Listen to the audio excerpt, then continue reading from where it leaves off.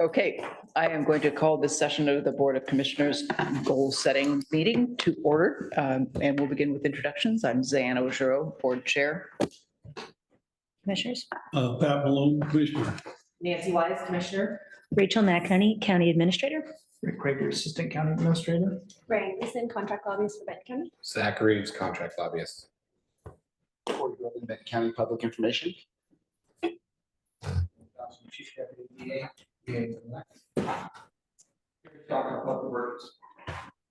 Online, Jeff Van Arsdal, Benton County Sheriff. Good morning. Morning, April Holland, Health Department. and sorry, behind me. Erica Milo, Board Recorder. Warren Kwiatkowski, Board Staff. And I seem to have missed someone online. Peggy Lynch, Benton County citizen. Morning, Peggy. Waylon. Hey, I think I'm your special guest, Waylon Buchan today from CFM. Okay. Thank you. Nice to meet you. We first off are going to review and approve the agenda. Are there any changes to the agenda? I believe there's no executive session. No. So we're striking that. Anything else to change? Okay. We will then move on to approval of goal setting meeting and minutes. I did note in the first set of minutes that I don't have them in front of me, one item where there were a couple of typographical errors that somewhat changed the meaning of the section, which was with respect to wildfire and the just, I think, autocorrect word spelling error. I will, I can circle back and let you know where it is. It's the first set. Yeah, so that's the August 8th, 2023 minutes. With those changes, I will move to approve the 2 sets of goal setting meeting minutes. Second. All in favor, please signify with an eye. Aye. Aye. Thank you. Aye, approved. We'll move on to our discussion topics and begin with our guests from CFM and with Rick Krager. Okay, well, I'll just tee up really quick. Again, great to have both Ryan and Zach here with us today, who obviously are well acquainted with them and the great work that they have done for Benton County over the last several years. I'm also excited to introduce a new member to their team, and I think that we'll talk, Waylon, who is part of the CFM team, but has a transportation background, which is very exciting expertise to have in place. So again, I will let both Zach and Ryan introduce him into his role going forward. The plan for today is really, this is the time of year when we start thinking about a state legislative session.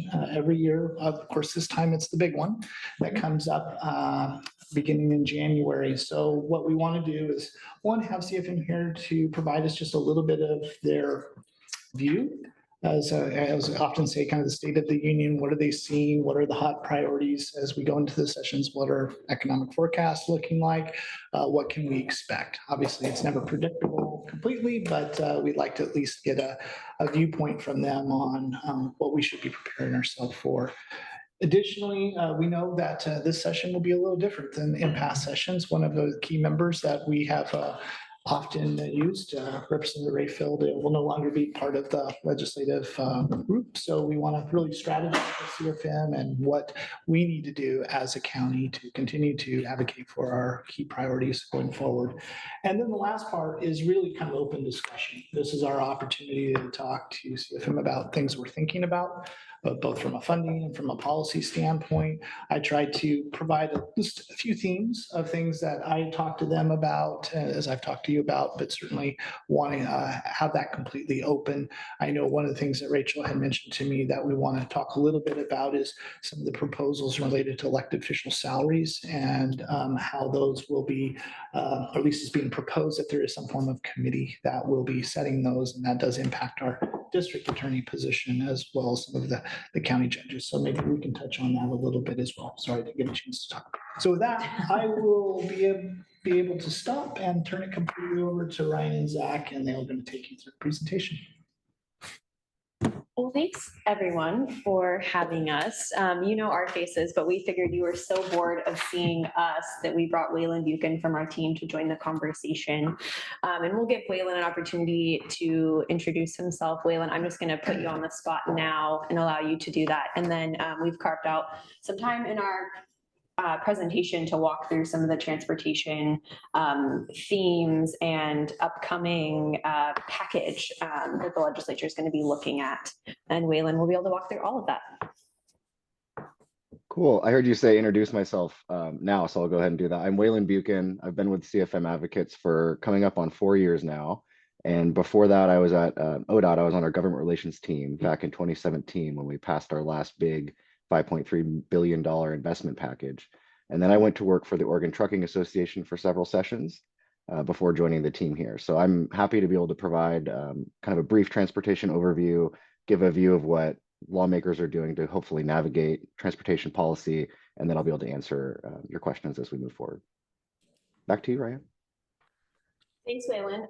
And so we just put together kind of a quick agenda, rolling through the lay of the land, where things are at right now, kind of major changes that are going to be taking place ahead of the 2025 session, give Waylon an opportunity to talk about transportation and what the plan is for the package, hopefully in 2025, and then potentially a larger brainstorming conversation with you all around what we'd like to see our priorities be for 2025, what we think we're going to probably have to engage on, and then, how we fit some funding priorities into the big picture of session, and then also our plan for building new relationships with Representative Dan Rayfield moving on out of the legislature. And then, of course, we'll walk through key dates. That slide's a little empty. We haven't seen a 2025 session calendar yet, so be patient with us there. But all right, so we've kind of been hinting at this at some of the last discussions that we've been at. We have new leadership. So in the House, with Representative Rayfield stepping down at the end of session, they elected Speaker Julie Fahey to take over, and she had been about 2 years in as majority leader before taking on that post as Speaker. So still relatively new, doesn't have a lot of budget experience, and at the same time, the co-chair of Ways and Means is also on the House side relatively new. She's gone through one long session at this point, so still a lot to learn. And she still is learning. On the Senate side, there also has been some transition. We'll see a new co-chair of Ways and Means with Senator Elizabeth Steiner moving on to run for higher office. And we're also seeing someone step into the majority leader role. Thankfully, I didn't think I would be saying this about 2 years ago, but Rob Wagner has been in his post for long enough that it gives me hope that there is some strong leadership over there in the Senate. But just with a lot of turnover, folks in new positions, it's going to take some time for the budget environment to really ramp up.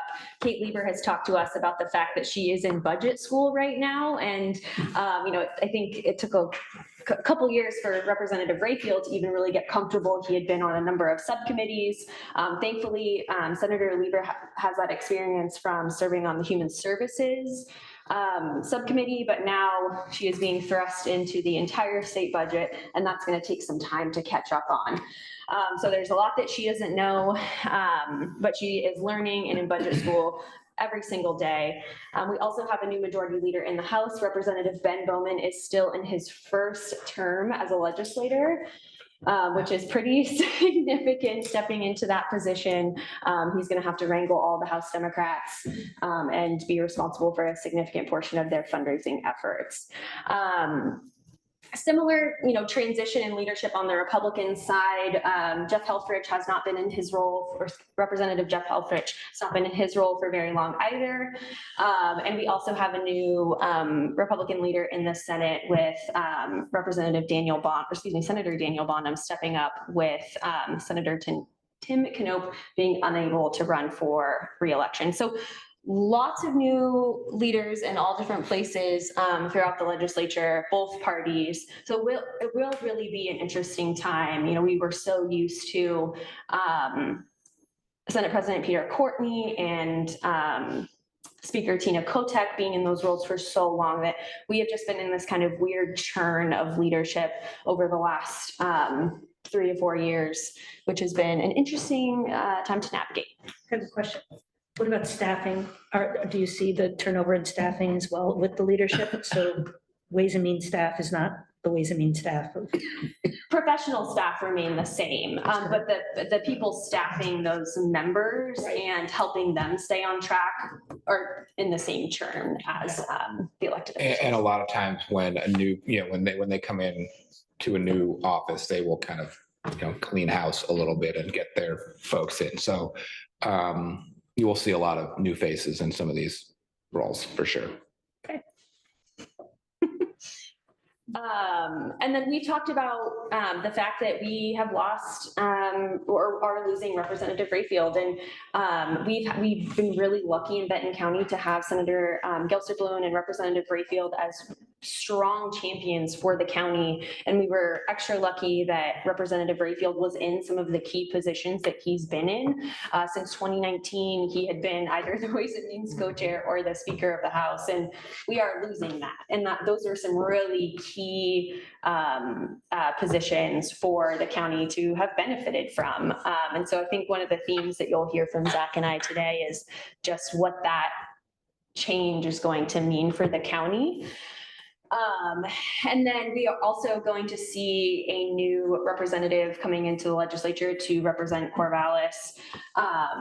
It'll likely be Sarah Finger McDonald, but of course there is still an election to take place, so we can't definitively say that it will be her. But we are looking forward to working with whoever the new person is in the legislature, along with maintaining and continuing to build our relationship, with Senator Gelster-Bloom.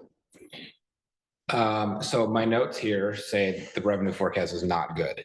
But I mean, in reality, that is the case. What we've seen, basically since COVID is that, when COVID hit, we anticipated revenues to fall off a cliff, and we just have not seen that. As you all well know, we've been riding a revenue high for the last 4+ years. It is in a little bit, it's time to pay the piper, right? And so what we are seeing, what we've heard from state economists now for pretty consistently for the last year or so, is that while continuing service levels continue to rise in all state programs, the revenue that we're going to see, at least in this biennium, is going to remain pretty flat. And so what that means is that it turns into a cuts budget because things get more expensive, but we have the same amount of money to pay for it. And you combine that with the spigot at the federal level of one-time dollars really siphoning off pretty drastically now, and we're looking at a potentially fairly tough budget from a state funding perspective. We don't know what we've seen some economic turmoil at the national level and worldwide lately. We don't know what the next 6+ months are going to look like before they have to start making this budget. So there is a lot of uncertainty in terms of how much discretionary funding they'll have to play around with, even how much funding they'll have to allocate to existing programs. And so there's just a lot of uncertainty. As Ryan mentioned, one of the co-chairs is pretty new and one of the co-chairs is brand new, and as she will readily admit that she is drinking from a fire hose trying to get up to speed on this stuff. She is a incredibly smart woman who's very good at this stuff, but it's a lot. And so we're just headed into a really uncertain budget environment with, you're going to have your usual issues with the K-12 budget. Some of these bigger agency budgets, OHA is always a big one. Waylon's going to talk about a potential transportation package. There's going to be asked for housing. There's going to be asked for water infrastructure. There's going to be asked for all sorts of different things. And these folks are right now, they're shooting at a really uncertain target because they don't know how much money they're going to have. But what we've heard pretty consistently is that things are flattening out, at least for this biennium, and then they'll continue to rise. But that is what we're looking at right now is a tough budget for discretionary asks, likely. is part of the problem. We've added, I think, in the housing arena, added programs fairly recently that need to be funded. And so not going to be much available for new programs, especially with the revenue forecast maybe up a little bit or flat.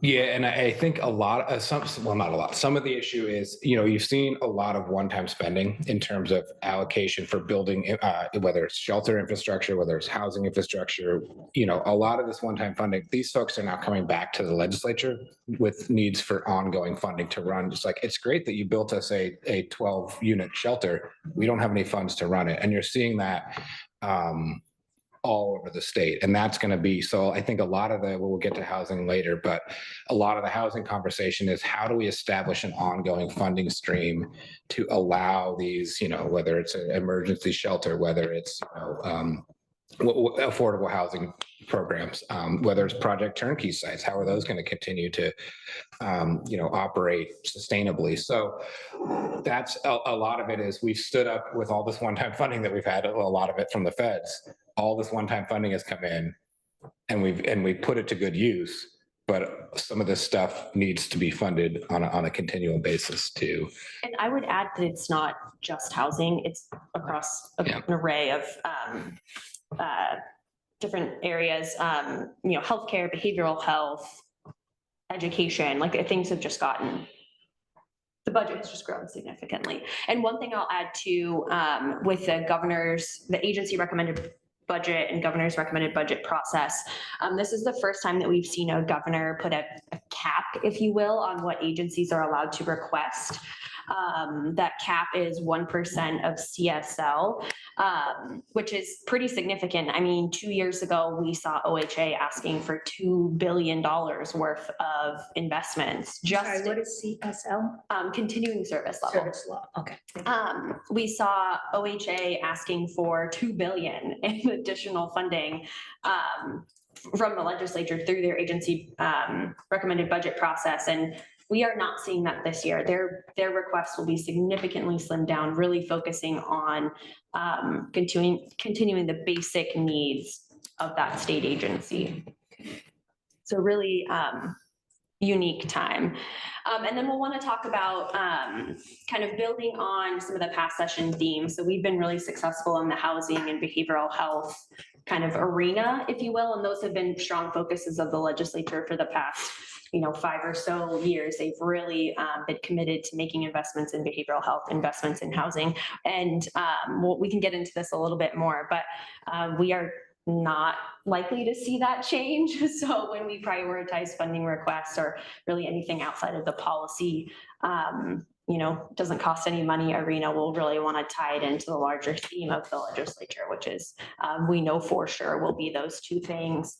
We've seen water kind of rise to the top of importance. We've had some legislators really push that. Representative Helm, Representative Rayfield in years past really pushed water investments, Representative Gomberg out on the coast.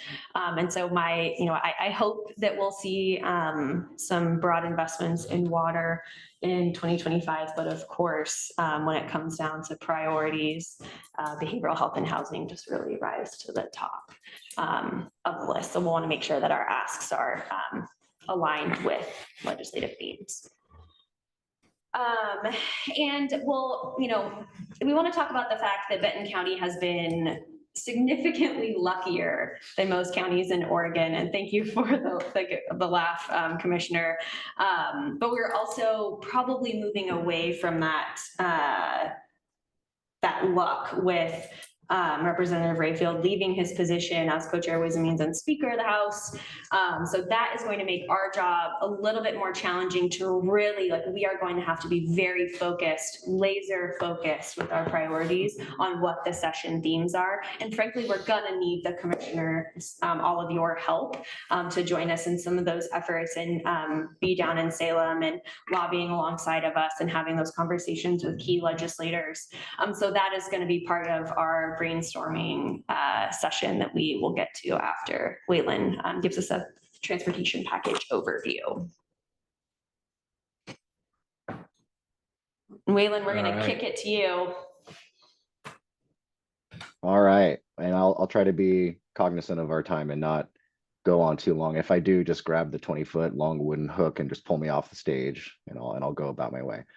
So we're looking at a 25 transportation package, but right now the challenge is that while we're anticipating that, we're still in the early stages. We're planning, we're issue spotting, and we don't really necessarily expect lawmakers to push for the same type of large scale investment that they did back in 2017. $5.3 billion over 8 years was a massive lift, and we don't necessarily expect them to go swing for the fences again in that same way.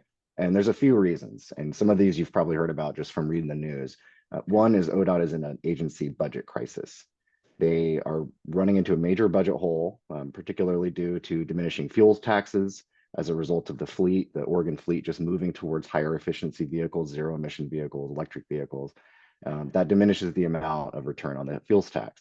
So they could raise the fuels tax in the short term. They could try to go for high registration fees, but they don't have as many options. There's a lot of talk about moving to something sustainable like road user charging to get away from that gas tax problem. But they are in a dire situation, and it's going to impact their ability to do maintenance. It's going to impact their ability to run snow plows over the pass, do graffiti cleanup and homeless camp cleanup and those types of activities. They did submit what we would characterize as a cut budget. I think that was last week or the week prior. And they are estimating of their nearly 5,000 employees, 4,900 employees, I think they would be looking at having to cut workforce. 1,200 employees, I think is what they put out there. So a drastic cut if they don't get some sort of package.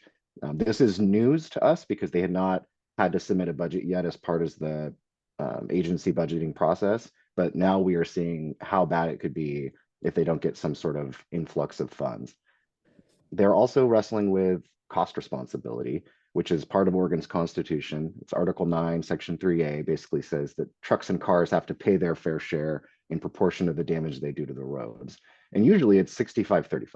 For the last many decades, we've mostly relied on the idea that if you raise $2 from cars, you can raise another $1 from trucks through the weight mile tax. You don't really get to do that anymore because we're out of constitutional balance. The truckers have brought lawsuit to the state of Oregon, and lawmakers are now only able to basically raise those revenues from the light fleet, the cars that we all drive.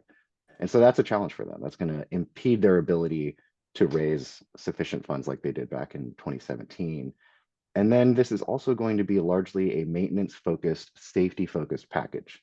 And that's difficult to attract votes for a big transportation package if you don't have a lot of shiny stuff in there. If you're not building lots of bridges, replacing failing culverts, and doing things that people can see, it's a little hard to attract those votes. And it is a tax vote. So we're expecting a little bit more of a challenging environment here. And the other thing I'll say, I guess, is it's a little bit hard to raise funding for mega projects when we haven't satisfied our state obligations to some of those ratepayers. The truckers really wanted us to widen and expand the Rose Quarter, to widen, expand the Abernathy Bridge and do seismic improvements. 217 was another high up on their wish list. We've really only addressed 217 for them, and some of the other crown jewels in their investment package are still sort of hanging out. So you can see why lawmakers, maybe excited to raise billions more in revenue for projects, are going to have a really hard time with that. So for the county, I think what's top of mind for your transportation planning is revenue sharing.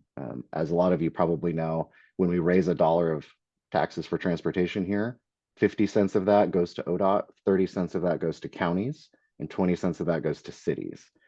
The cities divvy it up by population, you counties all divvy it up by the number of vehicles you have registered in your boundary, in your county boundary, and the state just takes their 50 cents.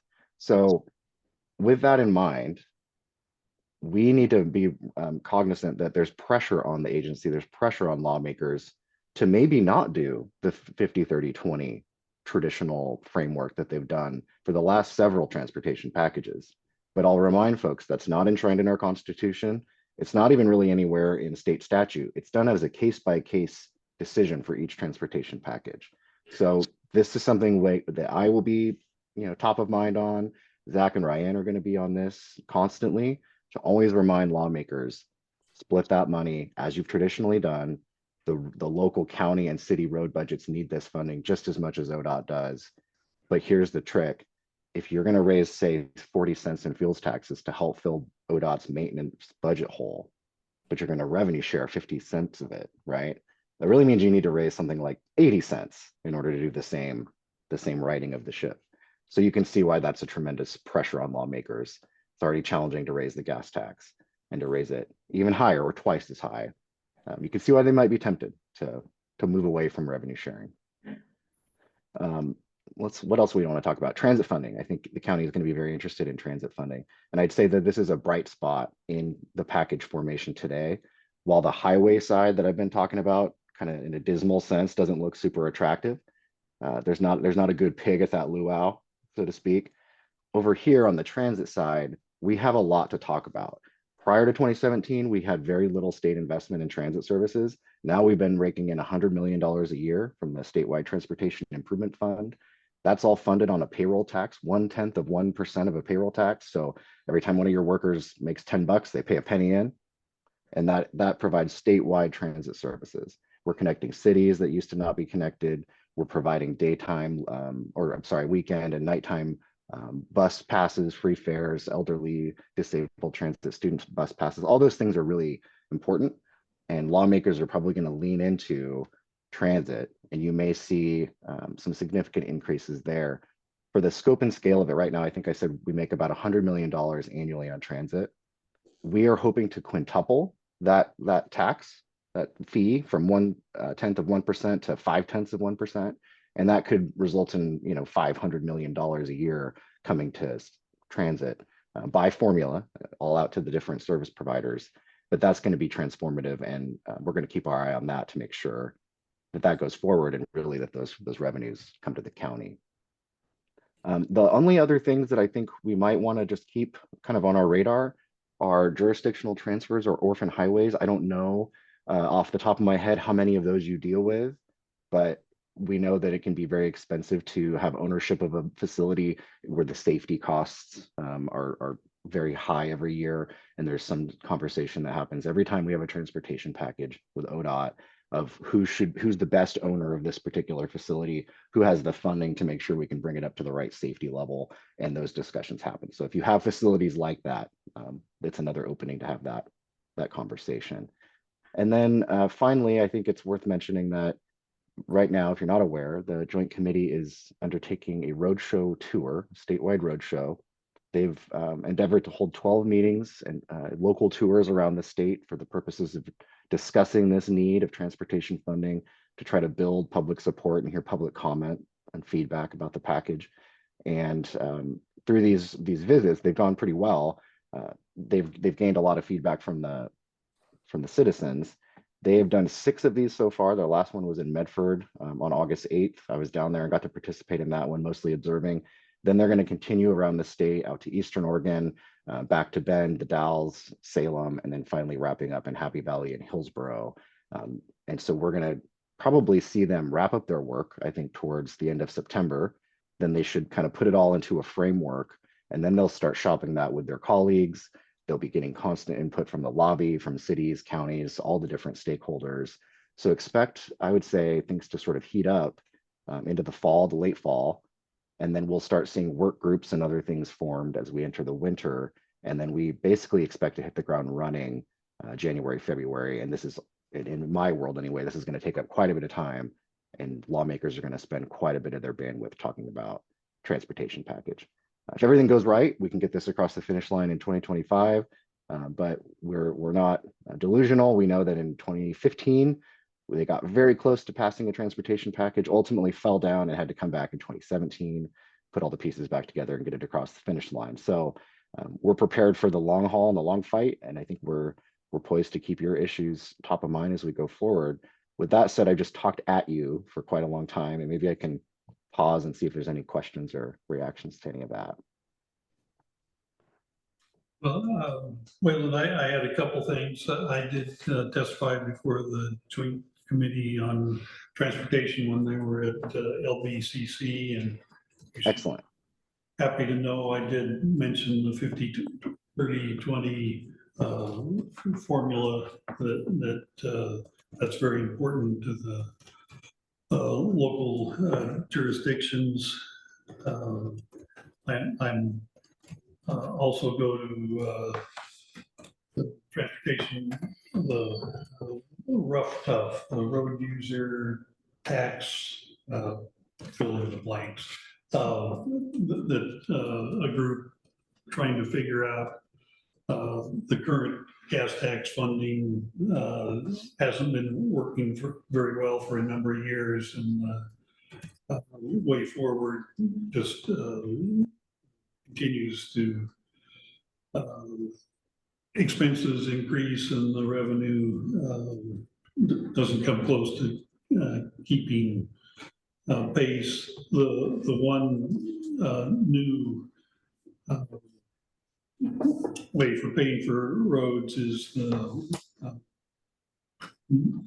having light vehicles pay by mile. The Orgo program that I think has been puttering along for better part of a decade and has about 800 users, which means they have some information, but have not done a very good job of promoting the program. And there is a person at ODOT, that's her job, but I think that because of, you can say all kinds of, well, we could do this or that, but the Orgo program has some history of people say, well, I don't want the government tracking what I do. Do you have a cell phone? And I'm not sure what your vehicles started tracking, but the information that ODOT needs is already being obtained. I don't know if it's the majority of vehicles yet, but if it's not, it will be fairly soon. And apparently there have been discussions from ODOT to car manufacturers is, well, we would like that information that you are, that you have on vehicles, and the manufacturers say, well, that's our information, and like Facebook and other information gatherers, we're going to use it for our benefit. So I think that's a interesting discussion to be had, that we may have the information already to have voluntarily have people not do the gas tax, but do a pay by mile. So, and there may be some activity on the federal level about what the car manufacturers are, the information that they're collecting. So I think you and I need to talk. I do a number of transportation meetings, and so I'm somewhat up to speed on possibilities going forward.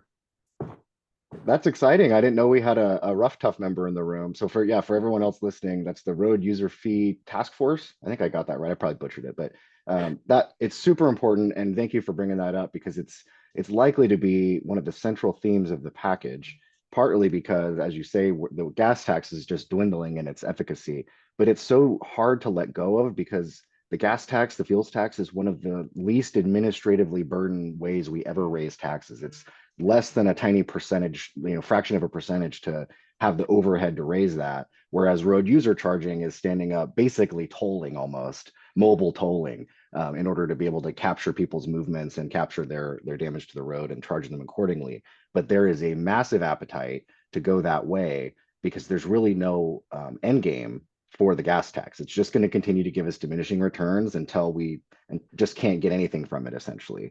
And so what I think we'll see happen, and what I've heard a lot of discussion about, is some sort of idea where we wean ourselves off the gas tax. Maybe not immediately, we don't just turn the light switch off, but we do implement something like Orgo that's expanded out for 4 million drivers, a road user charge. Right now, it's already in statute, and so much of the scaffolding exists that we could just turn on Orgo for all of our motorists. Public appetite isn't quite there. The policymakers need to take a pretty bold stance here and just put that in one of the next transportation packages to sort of will it into existence. But until then, I think you're right. We have a couple issues here where public appetite's not quite there. People have concerns about being tracked, even though one of the third-party providers for a while was Verizon. And so if you don't have a problem carrying around your cell phone, the theory being you probably shouldn't care that much that the same company's capturing your miles, disaggregating those and sending you a bill. So I think there's major movement there. For the county, I think what we want to make sure we keep top of mind, and maybe for your cities inside your county, is having a local option. If we do go to a road user charge, as you all know, a lot of different areas have some sort of fuels tax in place now. And do you lose that if you switch over? If instead of 30 cents of gas tax, whatever, you have 2.2 cents a mile that everybody drives and pays that through your jurisdiction. Well, maybe Benton County might want to have it be 3.2 cents a mile, capturing that extra penny as a local RUC, right? Local charge. And they can do that. We have white papers from ODOT that support. They say they can do that.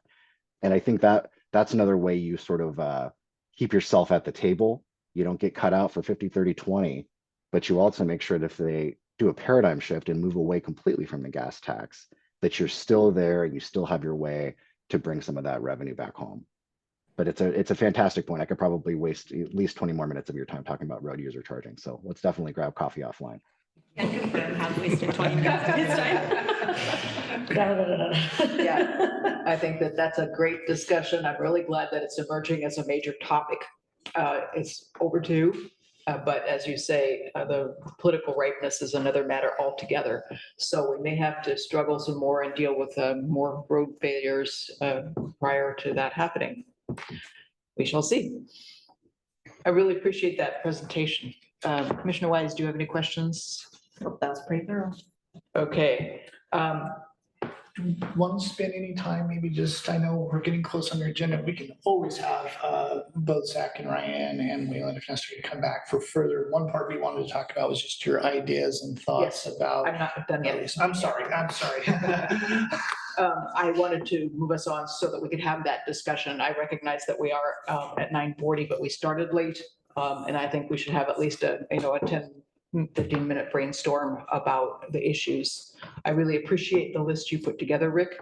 I think it's actually quite thorough in terms of high-level priorities, but I wanted to open it up to the rest of the group about anything that might be missing or a sense of priorities among all of these juicy topics that are on the list. And I'm assuming that, yes, Zach and Ryan, you've both seen this list already. You are on the email as well. Thoughts? I don't have the list in front of me, but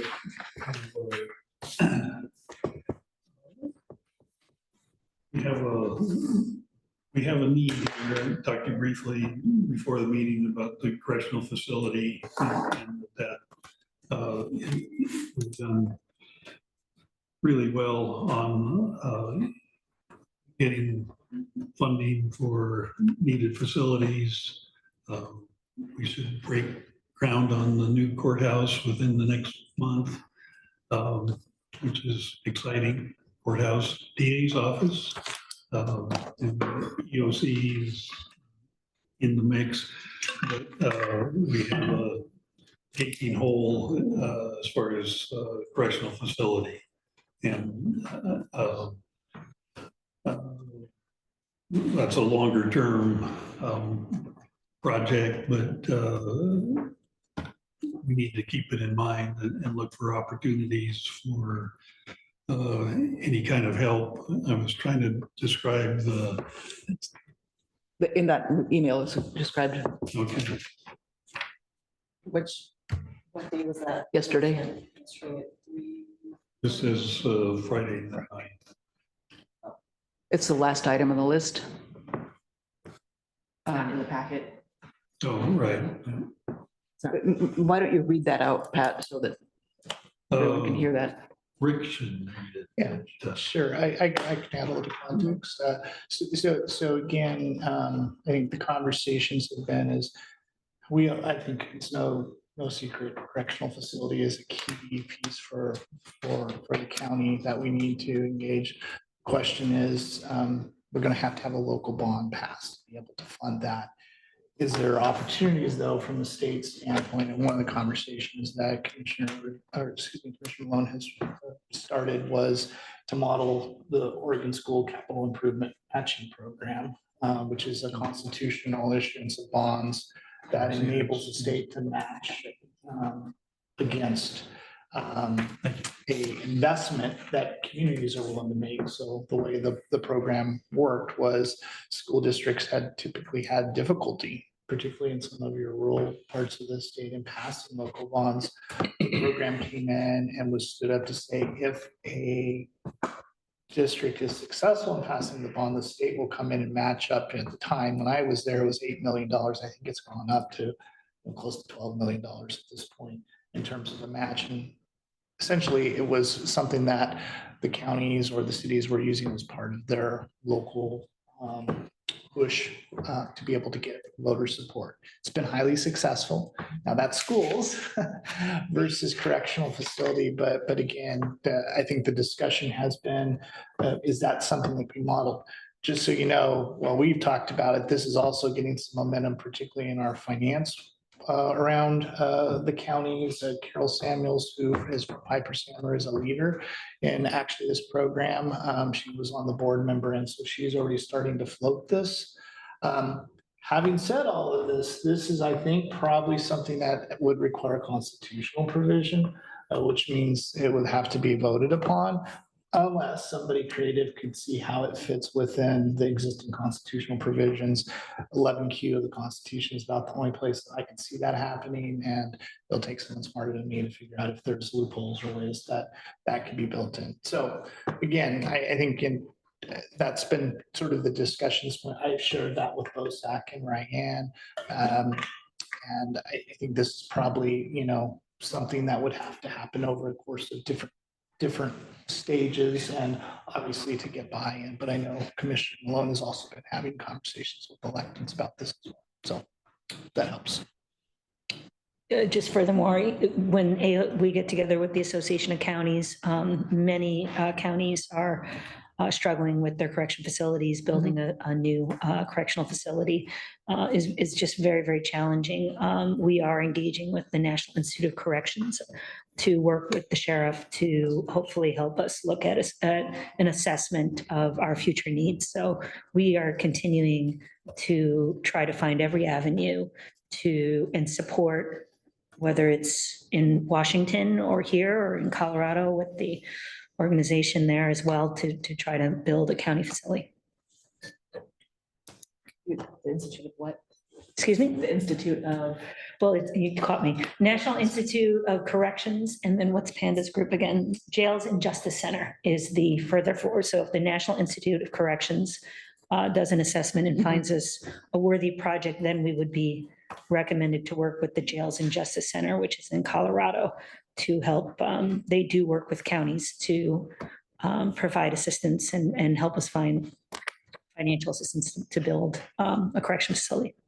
And they have a 3-course series or 3, it's not courses necessarily, but the first step is an evaluation. And then the second step is a training process to walk all of the folks in the local government and some selected community members through the process of developing a plan. And then the last piece that they help with is actual implementation, because they recognize that for many counties, they haven't, staff only might build a correctional facility once during their tenure as in their profession.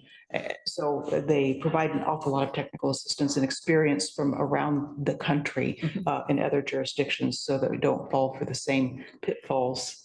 And the fellow that is the expert there has been a sheriff, and he's played many different roles in the system. So he's got a lot of expertise and credibility. But he told a fascinating story about a local jurisdiction that didn't have expertise, and they hired folks to build their facility without doing background checks. It wasn't a reputable firm, it was the low bid. And there were actual little escape hatches built into the walls of the correctional facility. So, Did they charge extra? for that? It's great for a tour. yeah, so, yeah, the things to avoid. Low bid is not best bid necessarily, yes.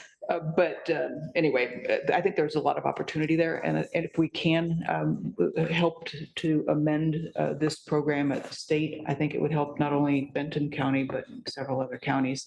We really should take advantage of AOC and probably League of Oregon Cities. Some of them also operate jails to move this forward. So question, so is that something that we would investigate or consider after, if we were hypothetically, if we're successful with what Rick was talking about? The proposal in terms of constitution. Yes, the matching. Yeah, I mean, I think, of course, I'm having played a role in the execution of the 11P program. I'm a big fan and have seen it work very well. I do think I will say there's quite a few hurdles, especially if it's constitutional. That would have to be something that would get on the ballot. Like I said, this is where we can maybe talk to Carol Samuels and see if there's a loophole in the existing constitution. I doubt it, but It sounds like a pretty big.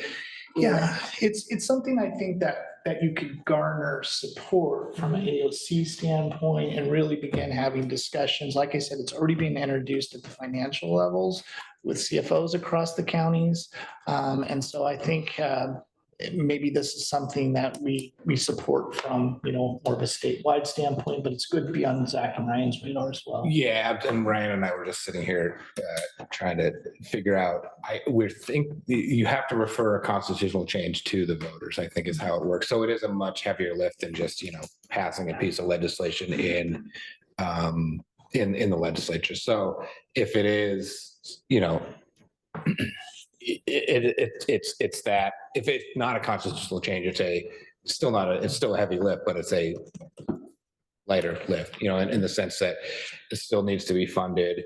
We have to convince 31, 16, and 1 that putting state dollars towards correctional facilities at the local level is a worthwhile use of state funds, which is, been a challenge, as you're all well aware. So, it's anything we can do to incentivize local contributions and kind of everybody has some skin in the game, we're better off. Thank you. I was just trying to get it straight in my head of what steps would need to come first. Just if we were going to want to talk about pursuing the National Institute of Corrections, Jails and Justice Center stuff. Well, I think that is a longer planning horizon also. I don't see any conflict in terms of timing and being ready for any funding opportunity as it comes along. And I think that the state change is, if it is a constitutional referral, it's at least a, 2, 3, 4 year out before any dollars would possibly be. Yeah. And I think the tough part when it comes to funding jails, at least when I was staff to the former co-chair, the legislature has always been kind of reluctant to fund. Jail. I mean, you know that, Commissioner. All of you know that. And so it would have to be on the larger programmatic level, like what we've been talking about, which is that unfortunate heavier lift. Yeah. Yep. And it would.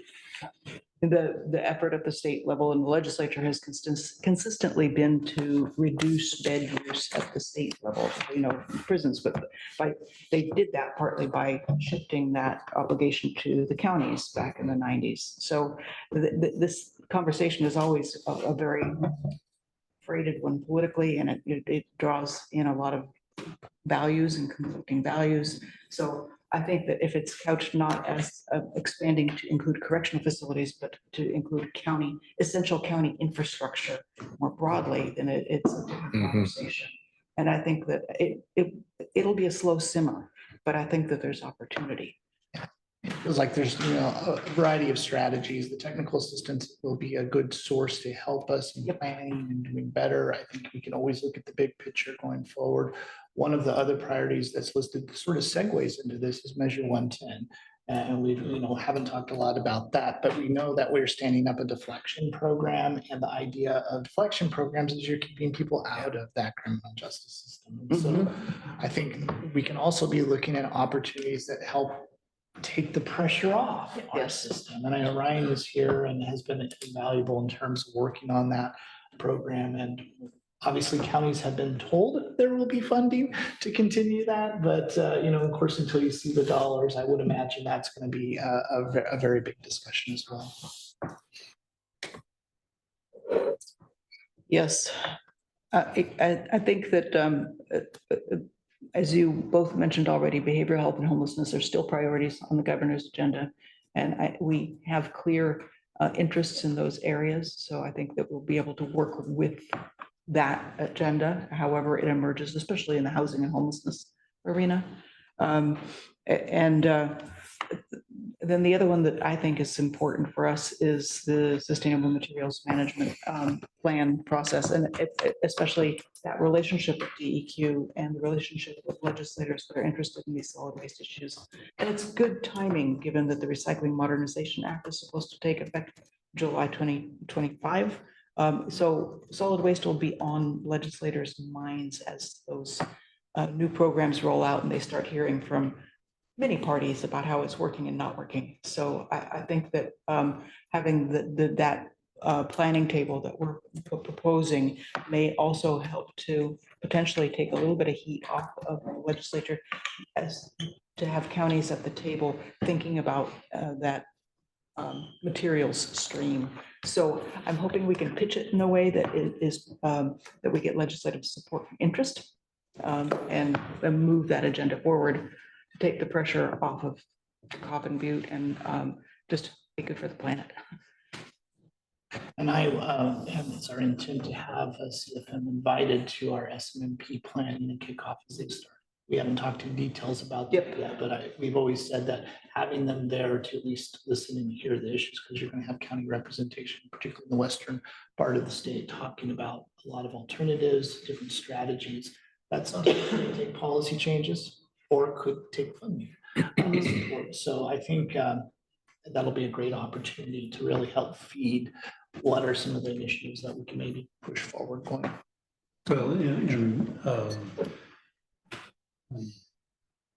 sorry, the SMMP process got delayed, but in all the discussions of Coffin Butte, other counties are involved. And I think of Tillamook County, 100% of their solid waste comes to Coffin Butte. Lincoln County, 100% of their solid waste comes to Coffin Butte. So the discussion of yes or no on expansion is a much broader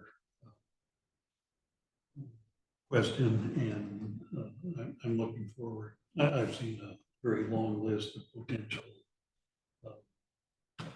participants, partners in the process, and that needs to get firmed up and whittled down, because there's over 100 on the list, but there's different levels of participation, and some counties are going to be in other jurisdictions are going to be very interested in what happens with the Coffin facility. Marion contributes, we take about 75% of their waste. That's a lot. Washington County. So yeah, I think we've got some great allies, some other thought partners, and there's an opportunity for change. And we don't know what's going to emerge, but we know that we'll probably need your partnership. Yeah, I think that's actually a very exciting program. Yeah. I don't see anything missing on this list. I think it's a very thorough list. And again, we have to be opportunistic and we have to think about new relationships. I did reach out to Senator Gelster-Bluen a couple of weeks ago and sent her fact sheets about Coffin Butte and solid waste here at Benton County. And she just got back to me and she's very interested in setting up more regular check-ins with us moving forward. So I think that we we just need to work on that relationship further as well. I hope that we can hold our legislative breakfasts again next year. I think they are a good opportunity to at least have that monthly check-in. Obviously, it's not frequent enough when things are moving fast. So we have to have that slow track information, but also the real time in order to support any agenda. So like you said, Commissioner, the ideas I just shared with you was just for your own thought process, but certainly, you know, that can, as you think about other things, we still have time to be able to craft what we, you know, any major priorities that we want to put forward, particularly if it's funding related. So I would say probably here within the next, you know, month, 2 months max, really trying to firm that up. But one of the things that Ryan had said earlier, and again, we've been very successful over the last, you know, 3 and 4 years. And I don't want to speak for Gary, but, you know, I know we are all on facilities fatigue in terms of just all the projects that we're working on. So just trying to get that caught up. This may be a session where you have a good opportunity to really focus on building that relationships that need to kind of be, obviously, we've had Representative Rayfield in place, but how do we also create new relationships? And that's always a good investment as well, because over time, you're going to need those relationships to be able to help support future priorities. So that's something I think, you know, we can, and obviously you're leaving in January, but as we move forward, talk about what does that look like? How do we get CFM's technical assistance to help us really, you know, build those relationships up and just to help us for the future. Well, as you mentioned, and as Gary has mentioned, we may still have needs for our rural water infrastructure. Right. LC down in Alpine. Those are both in Representative Gomberg's district, and Rep. Gomberg sits on appropriations, and he's all about water infrastructure. So that's something that I think might be ripe. So we definitely need to be paying attention to those issues as well. If I could just add to, Commissioner, I think when it comes to budget priorities, we'll just want to be really nimble. Yes. We'll want to be, I mean, it's great that we have this list, but as things come up in the legislature and, you know, 3 months into session, they decide they do want to do a water package, we want to be able to be prepared to put a request in the queue or anything related to housing and homelessness. So we'll really want to just put a focus on it. And as a reminder, you all know, this is one half of the CFT. This is the state side. We also have our federal side, which we will also be working with Michael Skipper and thinking about our federal agenda. And there are, especially when I think about water and sewer, and there are a lot of federal opportunities that appear to be out there. And we weren't as successful this year with CDS, but, you know, hopefully next year we'll have more success. And we're also trying to submit more applications using Michael to help move us forward in some of these areas. So even though this, you know, we see some of the funding, it may not work so much on the state side, but we do have our federal partner with CFM. And additionally, in our biennial, as we build it, we will be looking at these priorities. So if there's any planning dollars that we need to clear the way to be shovel ready, we will do our due diligence with these priorities. And have matching dollars in hand. In hand, just because it's right here. Yes. I do want to highlight just one other item, and that is the historic courthouse funding. And it would be great if, when we're talking about Oregon Capital Improvement Matching Program, that kind of infrastructure could also be included as a potential. I don't want to put that in competition with a correctional facility because it really isn't, but that's also such a difficult thing to fund. And that's, if I were still in office, would be my highest priority for congressionally designated spending to get into that National Park Service queue for technical assistance. Couple of things, Rep. Gomberg's name has been mentioned a couple times, and I live in his district and have a modest relationship with him, and I'm amazed at how hard he works. And you know, he is a workhorse and gets things done. So a real asset there. I'll put in a plug for Funding for the Jackson Fraser Boardwalk. I think roughly we have $1.5 million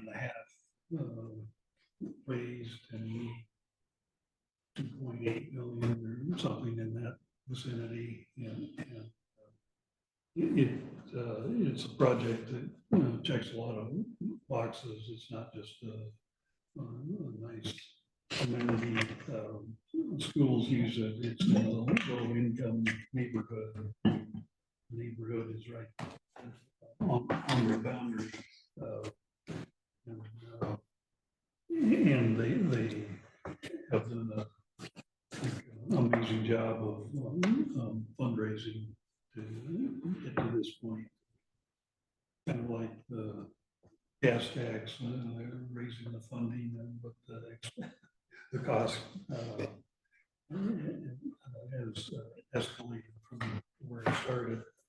I guess the other thing I'd say is this is a nice list.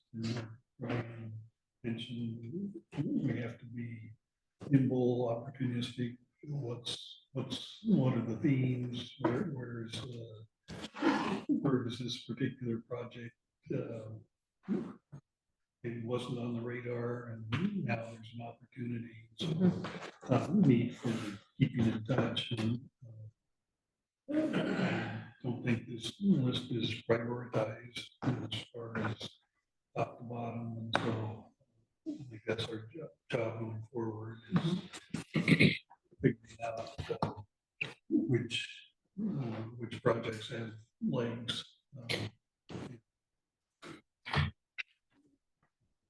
How can we get behind that and move forward?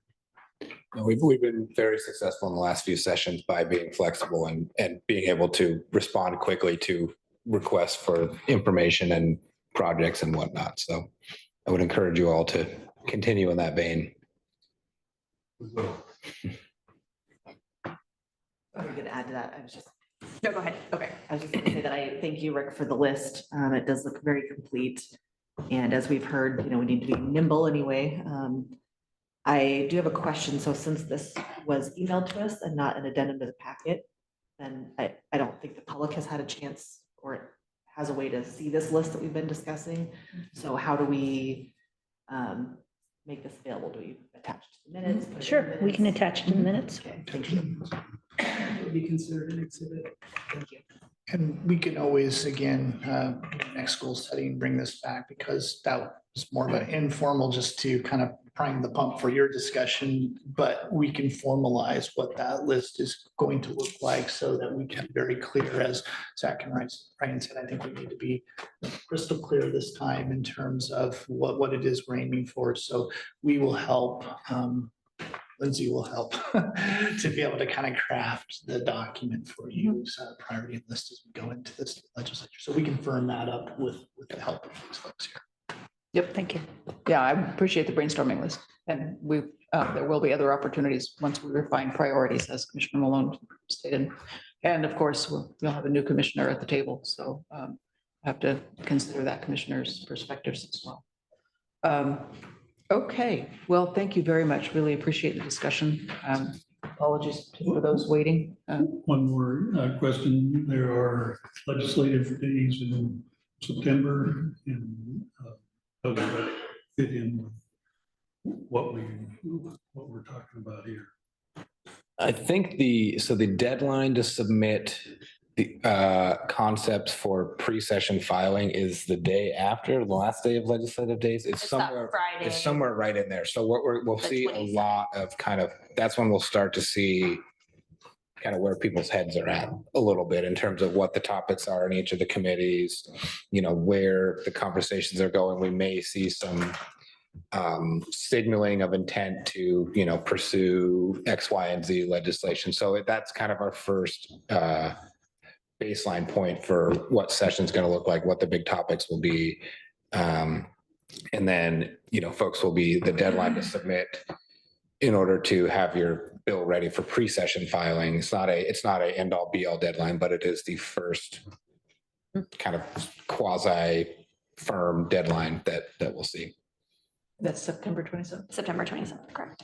And then during September legislative days, which run from the 23rd to the 25th of September, that Monday to Wednesday, we'll maybe see some legislators start previewing what they're going to bring, or committees previewing what they're going to bring during the 2025 session. But really, they typically do that during December legislative days if they're given the opportunity by the committee chair. So might see have a little bit better of an idea in September, but by November, we should have at least a slightly fuller idea, picture of what's happening. Equally. Yes. Yes, there you go. And then I think before we wrap up, just some issues policy-wise that we do see, coming down the road. Recreational immunity, they're going to have to come back and do that fix. They had the temporary piece that Senator Floyd Kuzinski worked on. We're also going to see the DOR work group around foreclosed property making some recommendations with oh my gosh, I'm forgetting the Supreme Court case. Yeah. In relation to dollars back to the actual taxpayer. Correct. And then we might see some movement on the transient lodging tax if that is of interest to the county. There are some local governments that would like to see some less dollars spent on tourism promotion and more dollars spent on the impacts of tourism. So public safety, transportation. A fee on event tickets. Is that No, part that's of a it? different- No, that's No, different. that'd be separate. I'm not aware of that, but this would be, and please don't ask me to explain all the formulas, but Just the 30/70 old. the 30/70 split essentially of the transit lodging tax. Required to put in, and as you know, we put ours in the fair fund, which is our 70% as it relates to the tourism. But this would broaden that 70% to be able to be a little more flexible. And Tillamook and Lincoln and Clatsop, any of the tourist counties are particularly acutely aware of the need for increased law enforcement, increased EMT response, increased road infrastructure, fire, because of that surge in population that they experienced during the summer months. In full disclosure, we represent Clatsop County as well, so that's why Ryan is. There's also working on the larger local government, both cities and counties looking at doing this. And so with wearing both of those hats, Ben and Clatsop. Yes. We could see that coming down. Orla is from. Yes. Yes, they are. Is this a fair fight or? Commissioner, I would say it is not necessarily a fair fight. They have done, Orla, to their credit, has done an excellent job defending the 70/30 that they got put in place many years ago. So it's an uphill battle, that's for sure. And Orla is Oregon Restaurant and Lodging Association, correct? Yeah. Thank you. And Ryan's mention of Supreme Court cases jogged my memory. We're also likely to see some sort of response to the Grants Pass Yes. case as well. We don't, it's kind of too early to see what that's exactly going to look like, but that is very much a topic of conversation that will be part of session, part of any sort of housing, homelessness. I'm likely to be a spicy one. Yes, very much so. There's already Yes. been spicy press releases put out about it. Okay, yeah. And we are happy to come back at your, whenever it's helpful to you all, if we need for more time for this, so. Perhaps in October Mhm. or November. Yeah. Good. Thank you very much. Alrighty. Thank you. Greatly appreciated. Thank you all. And thank you to the new staffer, to us, to Wayland as well, if you're still there. Okay, moving on. We will take up the next item, Benton County Facilities Update Electric Vehicle Plan. But prior to that, we will take a 5-minute break.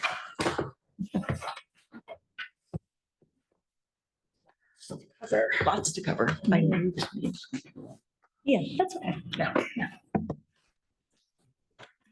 Oh, if we give it too much time on the agenda, then it'll take more time. So, Yeah. one of those.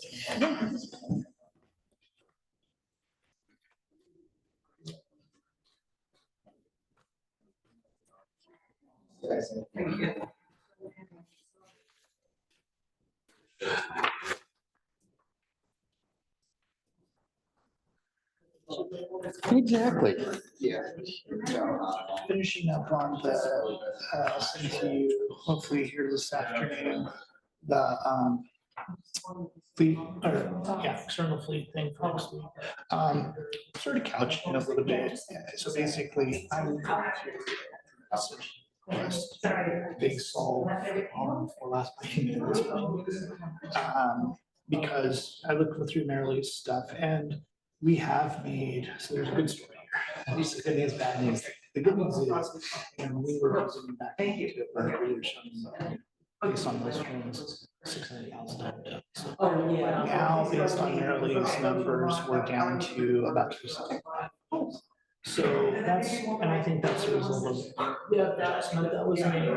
That's a result of the rates that increase a little bit. And it's a result of the fact that you're fully staffed. Yeah, So you have all your mechanics Yeah. and you have a fleet manager. So I think, we're seeing, it's not going to, I don't believe it's going to get us out of the hole, but it is better. And so with that, I went through and did the calculation last biennium, this biennium, put the $150,000 reserve that we had, that says that we can use that. We found $600,000. So I'm basically saying it's going to cost us about $2, which, that's, and so I'm going to just ask to get that approved now. And then I'll just say that we won't make the transfer for this finding until we know, until the very end. Because who knows? Because I think we'll do better than the 365. All that kind of leads to what we do with the next budget. And that was my second part of the recommendation, that we recommend that we correspond with all external partners, because clearly, we should be in what I see in here. If we wanted to break even, we'd be at $183. Everything's gonna stay down. Maybe we can get tighter, maybe we can get more efficient, but if inflation goes up 10%, it would be $200 per outpatient. I think that, well, we've already sent the letters out. Heard nothing back, not even about it. That's for this year. Yeah, they're the one that just waiting. We had something coming. We probably let them know in the fall, so that they can have that in their next budget. But I'm. You just can't take any time off. 189. And I think, if this were merely can get in the weeds sometimes about what do we best. If we end up with this next year, which would be. Yeah, that's okay, but we're still. It's just it's been evolved over time. And then, but it was all at the end, it was like, well, Past.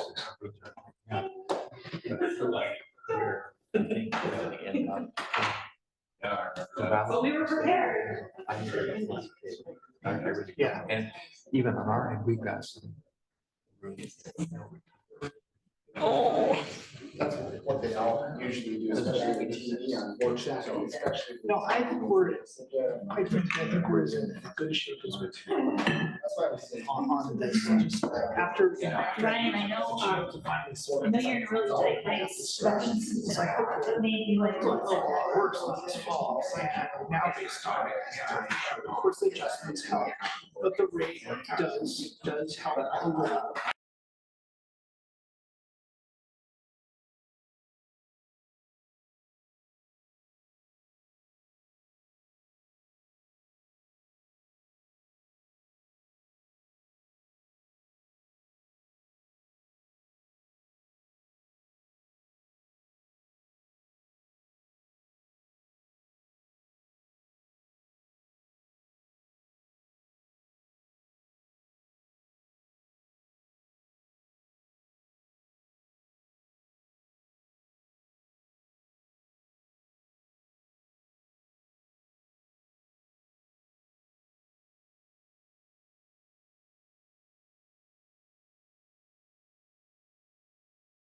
We're in conversation, so he'll be here in a moment. Oh, good.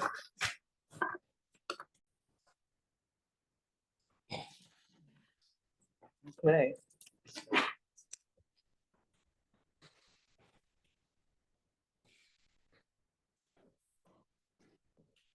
Okay, we'll get going now with item 4.2, electric vehicle plan. Gary.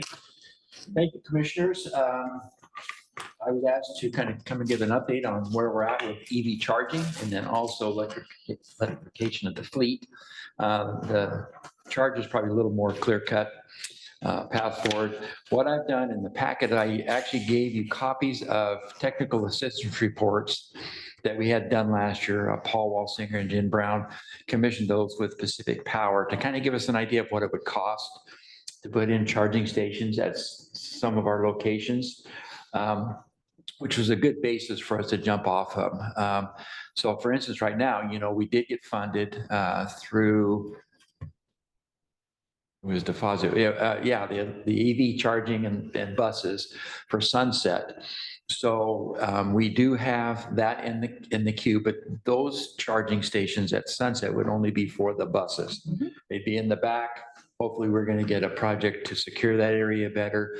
So I have included Sunset that actually would have them charging out in the front. And I went through it in the facilities that we have. I went, as I said in here, HSB, Avery. Then we also have 4185, the yet to be named building. I did not include in there, and I realized later on, there has been a discussion about trying to put something in at Monroe, at probably the library in there. And I've got an item on that. And then in here, there is nothing in here with the fairgrounds. So I've tried to put together an estimate based on the assistance reports, kind of what I know about those, and then inflate them. But we have right now a grant opportunity through some federal program. I can't remember the name of it exactly now. The application period closes, I believe, on the 26th or 28th of this month. The minimum award is $500,000. And I think it's through the federal highway is who this is running through. I'm guessing they had money left over after round one. And so I believe they're pretty aggressive about trying to get some of this funded in round two.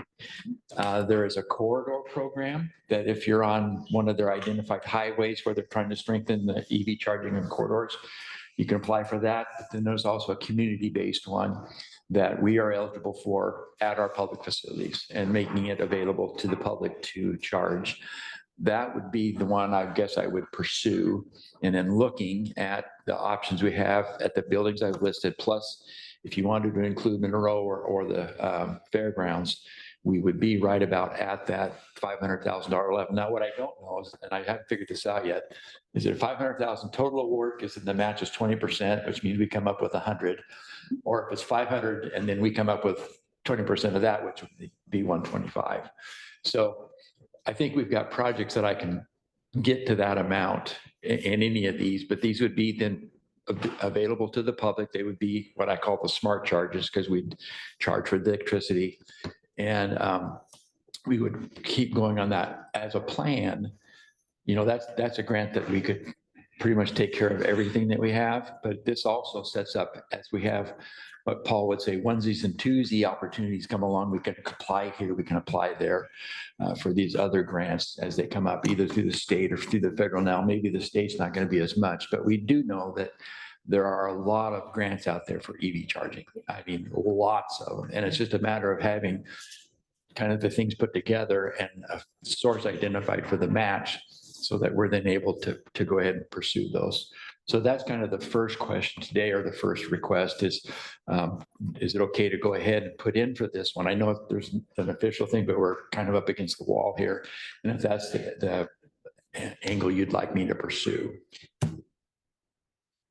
I just wanted to mention that in terms of corridor, there's really nothing between Newport and you have to get ways further east, I think, before you get more charging on the 2034 corridor, right? So even the 2034 corridor, Calapooya or the fairgrounds is not that far off. So. And I think there is a thing, if you're within, I think, 1 mile of one of those corridors, yeah, you apply. Yeah. So that could be too, and even the research ones. Now, the one with research, we're all on the same street I per don't se. think it makes sense necessarily to have multiple sites on out here on Research Way, but it depends on. Furthermore, I do like the idea of Monroe Mhm. being at the library, or even if we have to engage the city a little bit to be on the main drag. So then those who are charging up can go to the local brew pub or the possible pizza place. And it might be a nice addition for the local commerce there. If people are going to charge up, they have a little bit of time and they could also be supporting the local economy. So I think that those are some opportunities that we would want to grow. Yeah, and I think the same thing, you think about Philomath and before you're going out there, if there's a charging station there, and there's not right now, correct? There's Not one. One? There is. At the soft shoe. Oh, Soft Start, yeah. There's a soft shoe store. Soft Start, yeah. On Main Street, Okay. one. Yeah, it's not much capacity, yeah. Oh, these are level 3 chargers? Are they, it's a good They're question. the ones that you actually pay for the electricity. Yeah.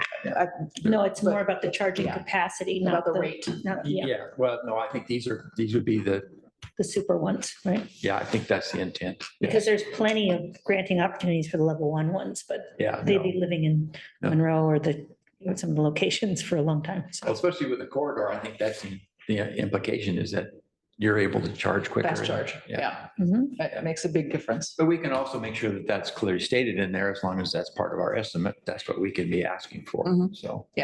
Well, I'm definitely supportive, and I particularly like it when we think about the commerce opportunities. Being an electric vehicle owner, I know that it's, if I have a choice, I'm going to stop someplace where there's a convenient place to get a bite to eat, do a little bit of shopping, whatever, use the facilities. So it does help. So if we're looking across our facilities here, for instance, I would choose Calapooya rather than choosing Sunset because Calapooya is so much closer to these services over here. Okay.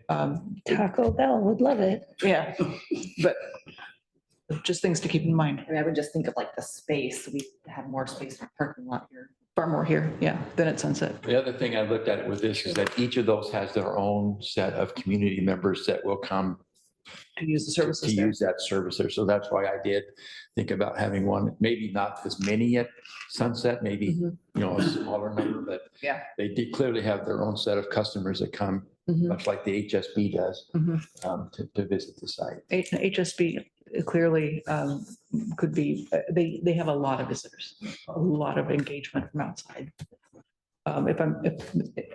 So, yeah.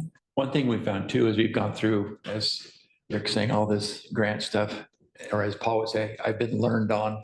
I'm learning a whole lot about how these work, and every site sometimes has its own particular strengths as to why it might apply. HSB would have some opportunities where probably here wouldn't. Yeah. Having found the bus one, that was one that was very particular. But as a side note, we found out for our EPA grant for Alsea Water Sewer that more than likely our match will be waived, which is huge. Because of income levels. Exactly. And the EPA, we will operate that right through EPA. Wonderful That's fantastic. team that they've put together, or at least my first meeting. And so she actually helped me, Gary, here's the links you need to do. And so, but that means the match that we'd set aside through ARPA funds, which we found out can't be used for the match after the fact, will now go to, it'll go to helping pay for other parts of that work out there. So each has their own little quirky things and ways of going about it, but we are getting more educated on how to operate all these various federal grants, state grants that we have obtained. So Including all the NEPA requirements, as you mentioned. Yes. yeah. In fact, today they're starting the NEPA process at Monroe for the clinic. So yeah. Well, and I assume CFM is helpful in this process. I haven't engaged them on this particular one here because it just kind of came up. I got it actually through, I believe, one of our contacts at this, at the COG.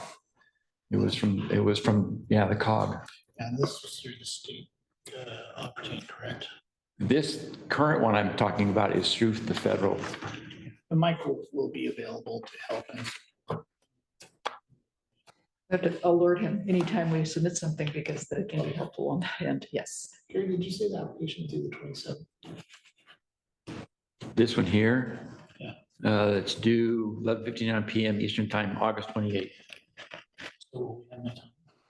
To put the application in. Yeah. I think so. Okay. I mean, that's my hope, effort, goal. And this came to us just not that long ago. So that's why it was good timing to make this. It's the Charging and Fueling Infrastructure Discretionary Grant Program. And do we need to make a formal motion to support that proposal? That's part of our financial policies for anyone, for us to be able to apply for a grant, your approval. Can I just ask on the match dollars, where would you anticipate that coming from? That road fund? Is that, Well, it's is it eligible for road fund? not really eligible for road fund.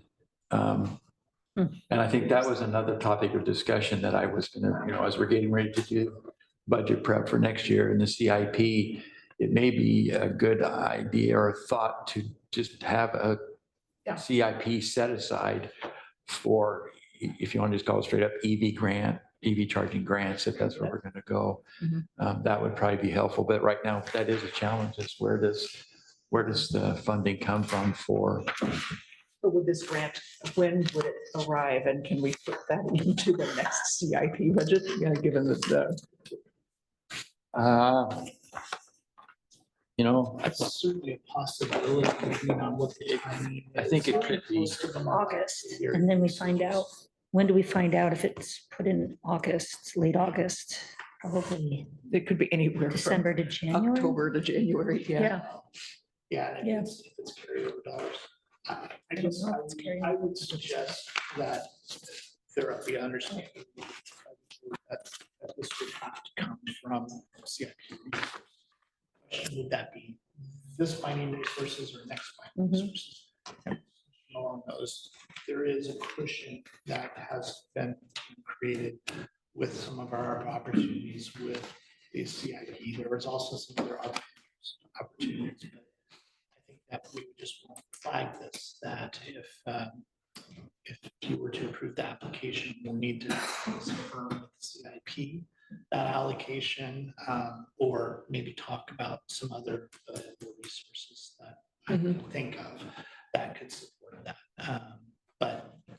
So I know the timing probably isn't great here to have that known, but I do think that we could probably have conversations. And again, you're approving to apply. So if we didn't find the match, you could always just pull the application. Yeah, turn it down. So this just enables us to move forward, but knowing, okay, we decide that's not gonna work, then Gary just pulls. More than likely, if it was somehow reserved out of the surplus from this biennium CIP, it's gonna have to be carried over because we won't get to this until the next one anyway. Great point. I didn't Yeah. think about So that. it's gonna be in the next one way or the other. Yeah, So that's my sense. but I'm hopeful because I know that they said the last time they had a lot of money left on the table. And so they're actually going back to folks that weren't successful last time and looking at their applications again. So I'm hopeful that we can do something and be successful with this one here. So This is our first application for this grant. yes, that is correct. And if nothing else, it's a learning experience. What's that? And if nothing else, it's a learning experience to put it. Oh, exactly. Yeah, exactly. Yeah.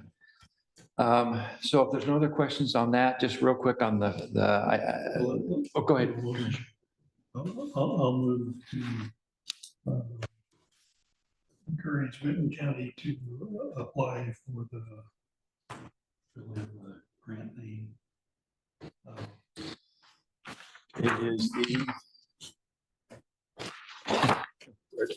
And maybe we could take a moment to just, Charging and fueling infrastructure discretionary grant.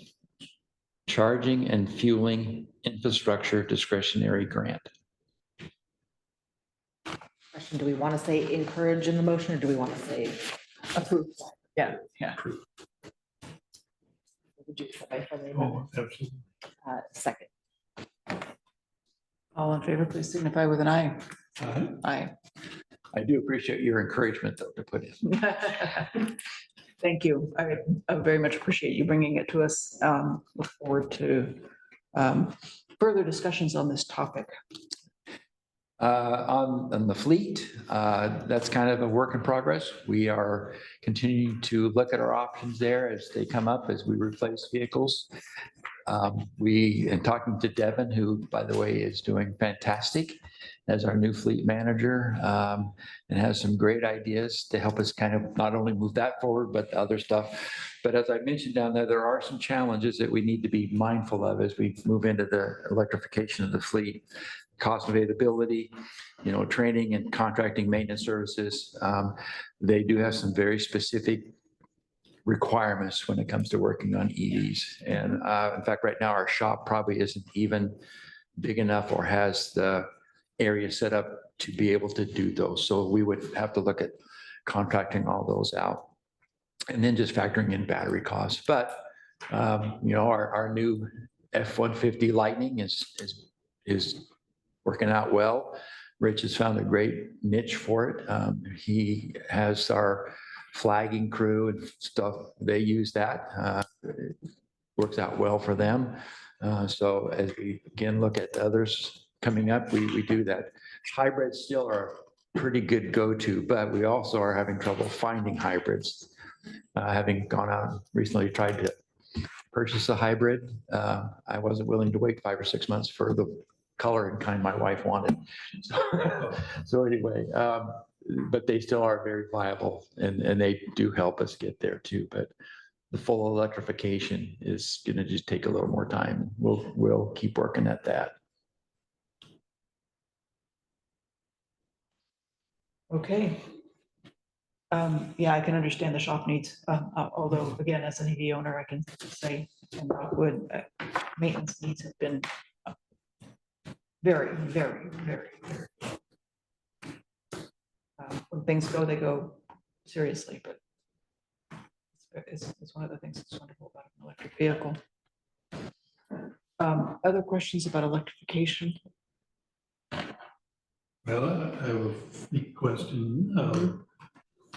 We've had a discussion a while back about rates and I think it was external part of fleet service that wasn't the budget wasn't balanced. Any update on that? Yeah, absolutely. Yes, we will be here next week to speak to you about that. We will give you an update on exactly where we stand, and we will be making a recommendation on balancing the budget that you are referring to. Okay, great. Another follow-up question, not with respect to fleet, but with respect to ARPA. It would be wonderful to have an update on where we are with respect to our ARPA funds and where we're thinking of using them, because the clock is ticking to have them all obligated. Thank you for that. And I think that's actually really good timing because we just completed the June 30th report to ARPA, and you're right, everything has to be obligated by 12/31, and we're pretty much there, but there are a few projects that are still kind of hanging out there without obligation. Gary's actually on one of them, as you all know, the water and sewer. He's been working really hard. I don't see any problems with this getting our water and sewer contracts in place for the obligation, but. Well, they're actually starting work next week on the water project. So they've already started. So there's some timing though, as you recall, with the sewer piece that we needed to try to figure out. So we need to get those. And then of course we need to get a construction contract for the EOC in place by 12/31 to get that $2.5 million. So we'll talk about that. So just so you know, the ARPA that we set aside for the match, we're actually going to use it to pay for our consultants, the NEPA. So it was actually quite a blessing to have that there because we'll pay for our final design and we'll finish out all that and not have to use any of our federal dollars. It'll go all towards the construction of the sewer improvements for Alpine and LC. That's excellent. Yeah. I'll aim for probably the September goal setting. Okay. Just to give Jeremy enough time to put something together, have the 2-week period to get to in advance. That sounds great. Thank you. Okay, anything else on that topic? Any other questions? Well, just on the electric charges, and we're talking about number of years, and all the money's there. Get more specific and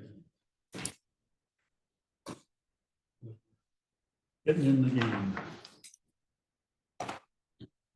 with help from our federal partners. Yes, that we now know how to do a little bit better. Yeah, thank you. Thanks for Okay, next up is Adam and John.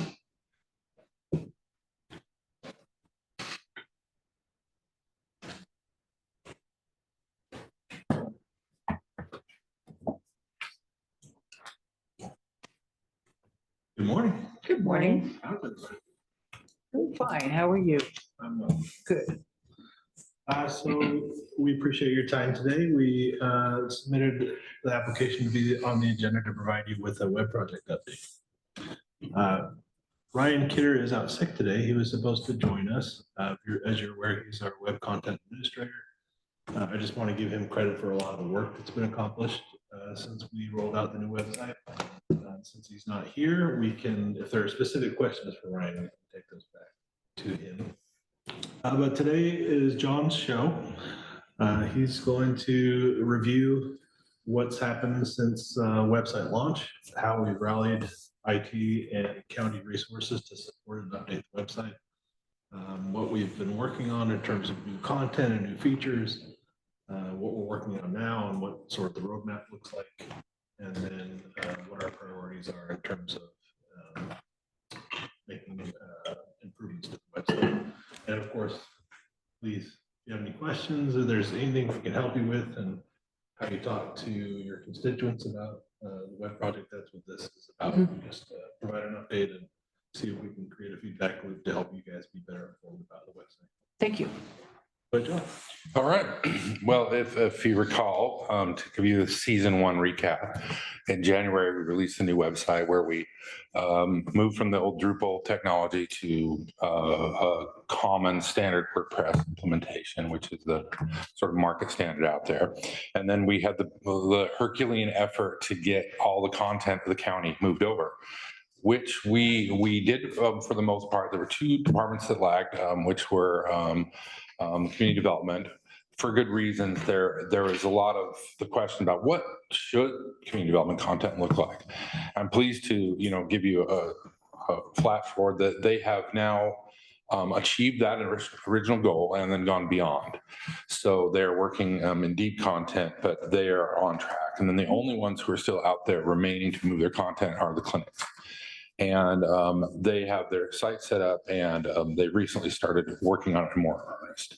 Now, the clinics were on their own build, so we knew that they weren't going to hit that same timeline. So that's all been expected. But when the clinics will be finished, and all content will basically be ported. So that's where we got there. So the team today, we have really a great group of folks, and we meet weekly to discuss our strategy and where we're moving forward. Ryan Kidder, of course, we hired as our content manager, and we dropped him right in the middle, right before the release. And he's done a great job of defining our web style guides, of helping guide the county. He does a lot of coaching and mentoring for the different publishers around. We recently hired a new senior business analyst, India, who we stole from the city, and she has been fantastic from day one. She's been bringing value to us. We've already got her involved in this project Right now, she's out there looking at all our payment systems, so we can make good decisions on that. We have Ryan is doing the content. We had another great hire, a gentleman by the name of David Service, who we hired from the university. He was actually a PhD in music, on piano performance, but he decided he wanted a new career, went and got a degree in computer science, and he knows a lot about web development. So he's been a great addition to the team. John Stratton, who is our team lead, he carries he's at the atlas of our software. He carries it all on his shoulders, and he's been fantastic in terms of just getting all the little things done. And then we have the army of publishers. Remember a couple of months ago, we talked about the importance of getting those publishers in. So our cadence right now is we meet with them monthly, more formally. But Ryan is in constant communication and contact with them. And that's one of the primary ways that we're trying to find out what exactly they need and how to support them moving forward. So we have on the agenda to talk about how updates are handled. So right now with the content, the publishers are sort of free to modify content at will. And I think that's the right model for now. In the future, we might want to scale that back, but there's a lot of immediate updates that need to happen, and they need to have access to that. And that's where we've been working. And again, reference that conversation from a few weeks ago. We want to make sure they have the skills and they understand what publishing means.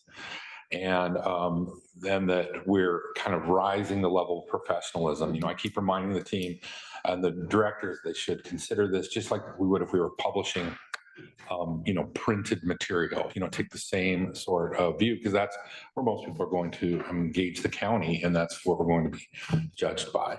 But overall, I say from the time we started this, the overall quality, professionalism, delivery has gone up all across the board. It's been really pleasing to watch that happen.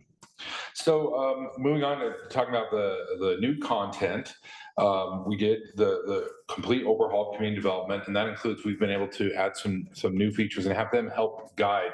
When we originally were setting this project, we looked at community development and said, they're kind of the tip of the spear in terms of what tools we need to move to. And we rightfully showed they had to deal with some internal processes that they've been doing. They've been mapping out their processes.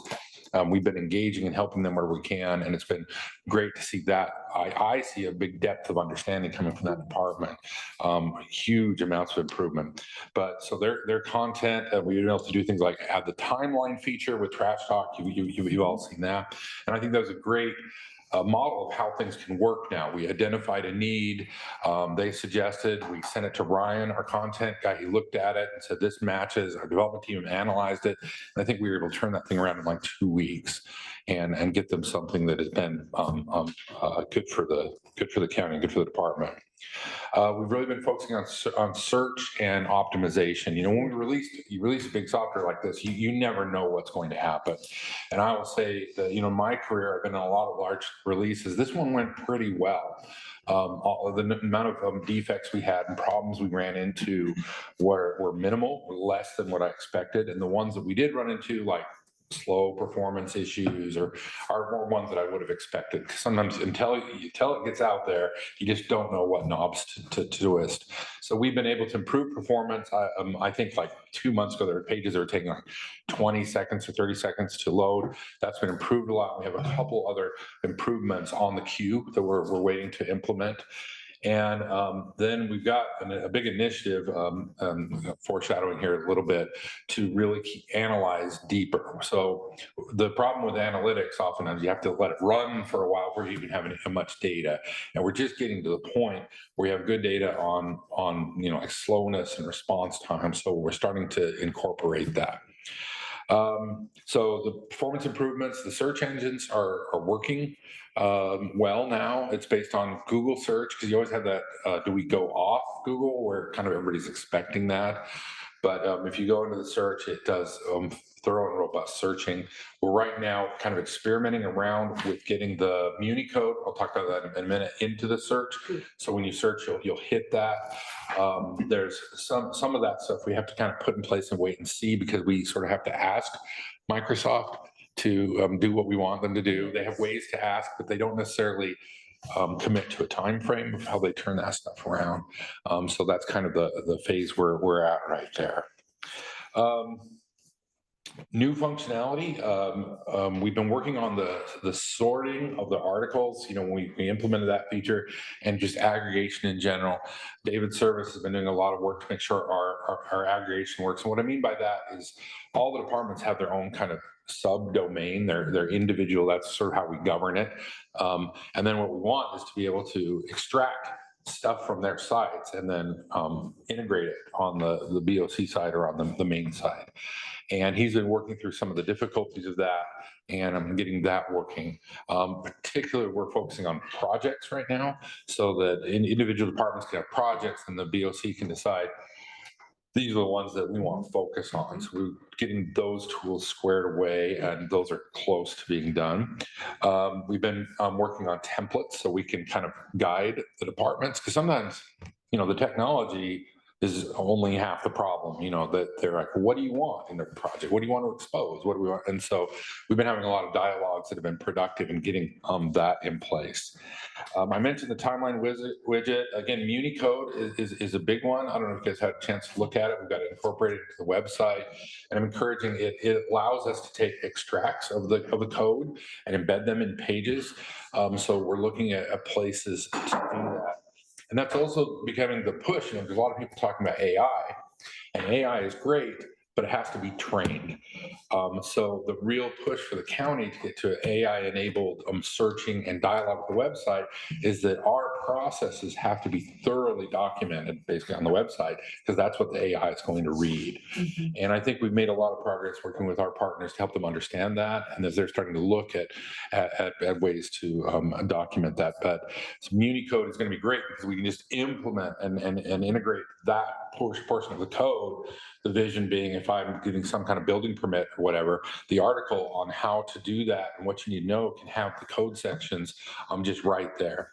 And MuniCode has its own engine in terms of searching and tools in terms of printing and things like that that are really good. So wherever we deploy that on the website, we just inherit the MuniCode tools. So I think I would call that one very much a success.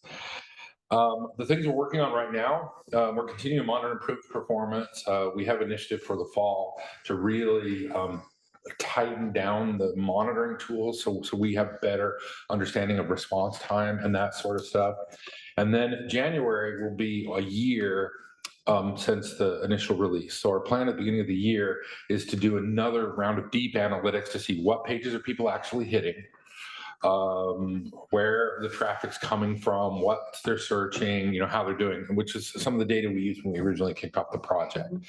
And from that, one of the big initiatives for next year will be starting to use that data to change how we organize the information on the website and that sort of stuff. So we're excited about that. We are in the midst of working on the B. Really just the internal website, which will be integrated. So if you are an employee and you're in Active Directory, basically you have your credentials, then those menu items will just show up. So they won't have to navigate to two different places. And that will also allow employees to hit that information if they're outside the firewall. So we can it just gives us more technological flexibility in terms of managing that stuff. We started the initiative by looking with the B, the previous website, it was all or nothing. We had to just throw that big switch and swap out the two websites. With the B, we don't have to do that. So right now we're working with finance and HR to the first 3 pages that we're really working on are employee resources, new employee resources, and the manager toolkit. So what we'll do is the plan right now is to release that between Thanksgiving and the December holidays. And then we'll start just redirecting from the old one to the new one. And we're approaching this a little bit different, where with the first one, we were trying to train everybody and they had to do their own content. With the B, there's kind of a central team that's controlling that. So then we're reaching out to the departments one by one. Some of the department information on the B is redundant with their stuff that's public. Yeah. So part of it is going through and asking them, well, where does this really need to be?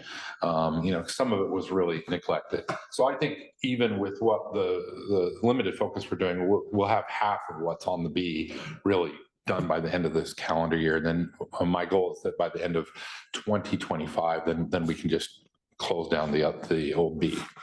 But, it's a kind of a secondary project for folks. So it does sometimes. John, you're also using analytics for the B as well as part of your process? Yeah, and Okay. we have the analytics we have them turned on on the backside. One of the things that we did is the development team made a decision to kind of turn them off for individuals, and which I agree with the decision. I'm trying to because they're kind of complicated, and that's one of the reasons we want a smaller publisher group. So here in the near future, we're going to sit down with them and get them all displayed again so they can see their analytics.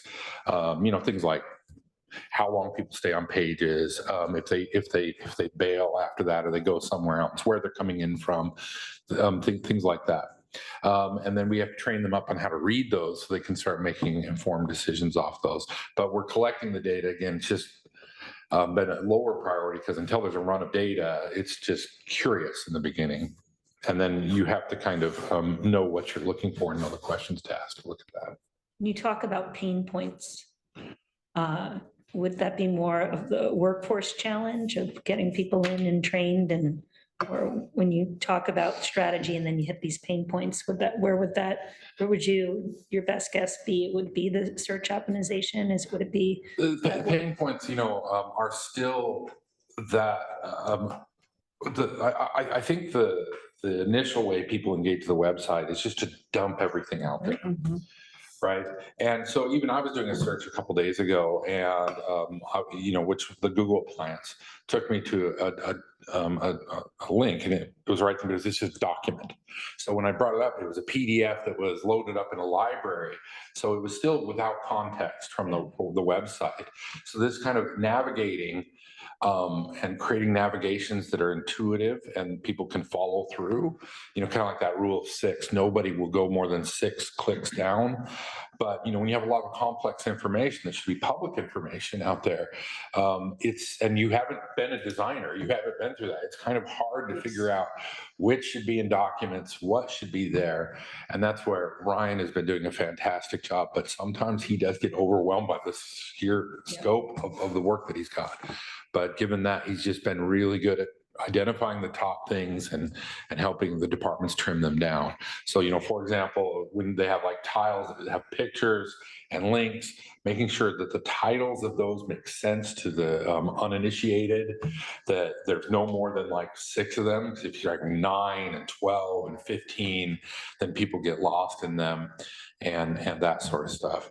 So I think that when we talk about pain points, it's really getting that data contextualized. And even because we often ported, here's the 20 PDFs we put on the website 10 years ago, we ported them over.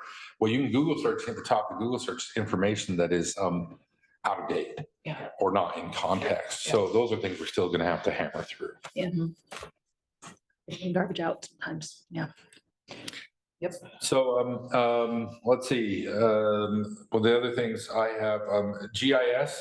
We know we've identified, and as we talk to departments, GIS is absolutely key. Mm-hmm. And we've been porting over to the new site. The best way to understand GIS is, for a lot of years, we had a steady group of people doing it. And they grew before even Esri happened. So we kind of went this way. Then the last year and a half with Russell, our GIS guy, he's been bringing us back into the Esri fold. Mm-hmm. And we're close, but there's been a lot of things that we've had to fix and address. So even though it's slower than we want, there's been a lot of great progress happening, and we should be finishing that up in the next few months. Once we do that, then we have the opportunity to re-engage the county, because ultimately the county manages land, right? And land is best seen through these GIS applications. So everything has to be on top of that. And we saw that in this whole permits exercise we've been going through. It came back to GIS. So we're doing the preliminary work to getting there. The full B really will help us really engage employees and help them, better navigate the things, and then really improve performance and just be responsive to what the departments The other last thing on governance, really, most of the governance comes from either the publishers, and then Adam and I continue to meet with the directors individually month after month. That's one of the continuing things, like how can we serve you all? How can we help? What sort of things are you looking for? So overall, the progress has been good. I think given the small team, just like the issue we always have in the county, small number of people have to do this among other things. I'm really impressed with the staff and their ability to just keep driving at these things. I know that from my perspective, I have gotten feedback on the fact that our GIS department is not as willing to do outside work as they used to be, which does not surprise me in the least. And I understand the issue completely with getting back up square with Esri and updating licenses and this and that and the other. But I just think there's so much opportunity there. And there's an awful lot of opportunity to integrate again. Some of that GIS, the spatial storytelling into our website overall. As we say, so much of what we do can be spatially displayed or analyzed or interpreted. But it's a long, slow learning curve for all of those publishers and users to understand what we can do. So maybe we need a couple of templates there for people to play with and think about as well. Yeah, and GIS is interesting because the better we do at it, the more there's demand for it, Yes, right? it And creates demand. Russell I think he's been coming up on a year, maybe a little bit over, that he's been here, and he's had to learn a lot of things about servers and maintenance and all that kind of stuff, and he's done fantastic. And the reason I bring this up is in the GIS budget, we do have budget for interns who can do a lot of that scut work of just going down. And I don't mean to insult that work. It's interesting.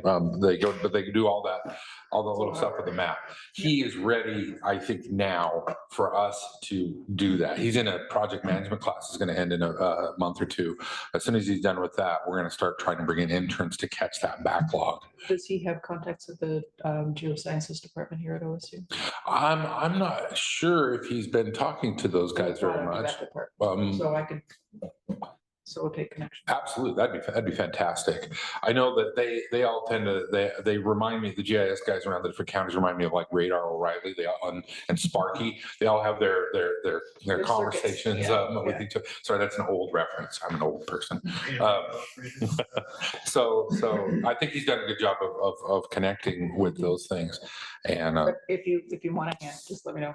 Oh, absolutely, we want it. So I can follow up with you and make sure we get that connection. Yeah, I would say another major thing that's been a big lift for Russell and just GIS as a skill across the county has been reorganizing how we address all that work. So Russell's put a lot of work into figuring out how to organize that team, how do we organize the work. One of the things that we're looking at in our department is an outside in look at our tool stack and how we're supporting each other. And one of the things we're going to be looking at is creating a sort of service desk ticketing system that we can then share with people that have GIS skill outside our department.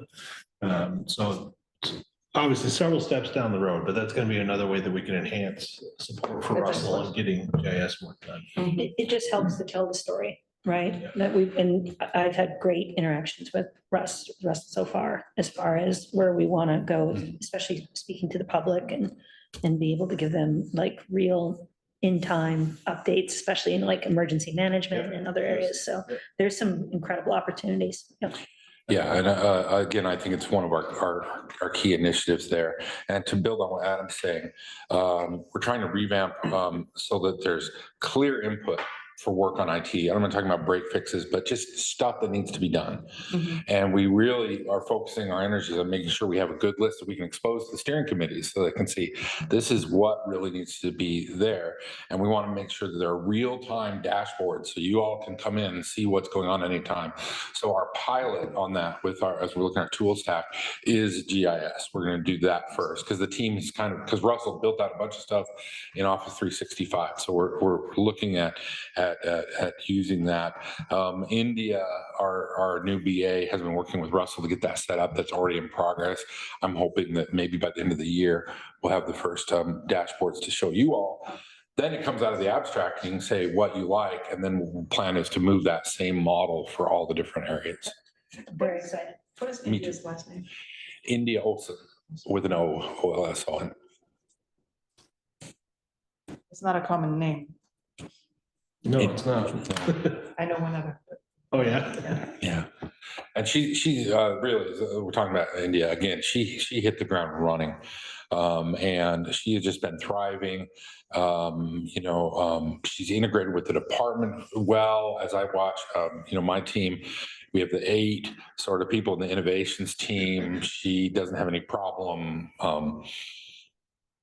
speaking up, raising her voice, pushing back on the team, because we get into strategy sessions where I want to make sure people are voicing contrary opinions, or they're not just sitting on it, or that environment is encouraged, that we can talk from different points of views. And she's been wonderful. She just jumped right in, and the team respects her. And she's been able to communicate with the directors and with the folks on the ground. And so I'm just really pleased that she's here. Excellent. Thank you. Is there anything we can help you guys with in terms of questions you've heard in the public, or any feedback you've heard? Well, I think that most of the questions I've gotten have come from folks looking either at the Board of Commissioners pages or the community development pages. Yeah. And I just want to double check my understanding. You said that the community development content has now been all updated. So the talking trash content specifically has been updated. Community development is actually working directly with Rhonda. What's her last name? She's the consultant. Yes. From Michigan. Consultant. I just Tactical Rhonda the Solutions, consultant. I believe. Yeah. To sort of figure out how they can organize their content for better consumption. Okay, They so focused on all that are historical data, Mhm. talking trash and getting that packaged. And then they also took a step further to figure out how to package the new project information about the copy. Kaufman. So that's what they've done so far, but they've got a lot more content, obviously, that they could focus on. But those are the biggies. Yeah. Yeah, they're Okay. nearing completion. Actually, one of the things, We're wrapping everything up. Yeah. one of the things that came out of her consultation was addressing navigation, which we've heard not only internally, but Yes. in public. So one of the things we're looking at, we just met about on Friday, is potentially implementing iconography into how the site is laid out, so that it gives people more visual cues to look at, to follow navigation. So that's one thing we're looking at, but yeah, I think that's been an extremely valuable contract for community development to get their heads around how they should display their information. Yeah. That's sort of how the governance is set up, is the departments are responsible for their own specific content. And that has been a big help to them, especially with the trials they've been through. Yep, absolutely. Yeah, well, it's been field tested more than any other department, put it that way. Yeah. Yeah, where they're doing a lot of the work right now, a lot of what we're talking about, they've completed or nearly completed. And a lot of the work now is on that. How does somebody who's engaging the county even know what permit they're trying to go after? And that's the big problem we're trying to solve. And eventually I see the solution in the next few years being AI driven. But that means we've just got to have a big initiative around the county about documenting processes. That makes sense. Yeah, which should happen anyway. So Yeah. it's not. And my other perpetual topic of interest that Maura sitting behind me knows about very well is just making sure that all of our advisory committees and boards have up-to-date information and easily accessible pages that are not buried more than 6 clicks deep. And that if there's a logical place to go to find them, because right now it's not logical. Right. Well, this aggregator that I talked about that we're doing will be a tool in your toolkit, because if there's any kind of information that's around the website, we'll be able to pretty simply, by just tagging something and creating those tags, be able to roll things up. So like, let's say all projects in the county were on the website. And we had 500 of them. You guys could cherry pick through. These are the 12 we want to focus on, and these are the 8, and then we can easily do that. That's great. And that will work. That's structural around the website. So any kind of data, we can impose that so that because one of the problems I assume you all face, because I face it, is there's so much we're doing that we have to be able to limit it down to what people, our audience, are actually interested in. Mhm. So this will be the tools to do that for And you. to make that a little bit more interactive, maybe automated in some way in the future, tying it into the analytics so that, just like Google, I mean, the web itself, the things that get the most interest actually rise to the top. Yeah. Yeah. Yeah, and it's worth noting your agenda management tool, Civic Plus, is going to be implemented here toward the end of the year as well. That's going to fundamentally change how people see information about meetings. Yeah. Should be a lot more engaging, a lot better organized, a lot more up to date. So major improvements will be coming with the release of that tool. Yeah, I'm very excited about that. The feedback I've received is similar to Commissioner Ogero's. I think mainly just people saying, can't find this, it's not on the website, and just explaining, we're still, beefing it up every day, so. Yes, yeah, and long-term, there's no shortage of things to work on the website. There's some of the things we haven't even talked about today are online counters for e-governance. We're working on a customer resource management tool so that we can start to have people create an account on the Benton County website so they can make purchases. All those things are also in motion, just over a longer arch. Yeah, I know that when that website was first launched, it talked about quarterly updates and new releases, and that's part of the reason that I was interested in having you all come back, because I hadn't heard any splashy new releases when the first quarter hit, the second quarter, and I was thinking, but it sounds like we're still working on very much the kind of the core of the beast, rather than trying to add too many new bells and whistles at this point. Yeah, I think it's a juggling act to do both at once. Yeah, but obviously, yeah. Yeah, your statement is fair. I think we're going to come up with a schedule to provide you more timely updates moving forward. I also think the analytic tool is going to be very helpful for especially the team right here, as far as, what's driving, public interest even, But, and, there's a quarterly release thing that's both technical and sort of theoretical. One of them is so we can test better, and there's still tools we need to do. But as we released in January, we decided, okay, we still need to meet monthly with these publishers. The intent is to move that down to quarterly. And then what what we're working towards doing, I can outline all the things we're doing, is that we can provide them release notes beforehand. So that as we're doing this functionality, we're keeping people up to speed. Yeah. But so right now, what we're doing is we're doing more like a monthly release schedule this year, with the intent of scaling that back.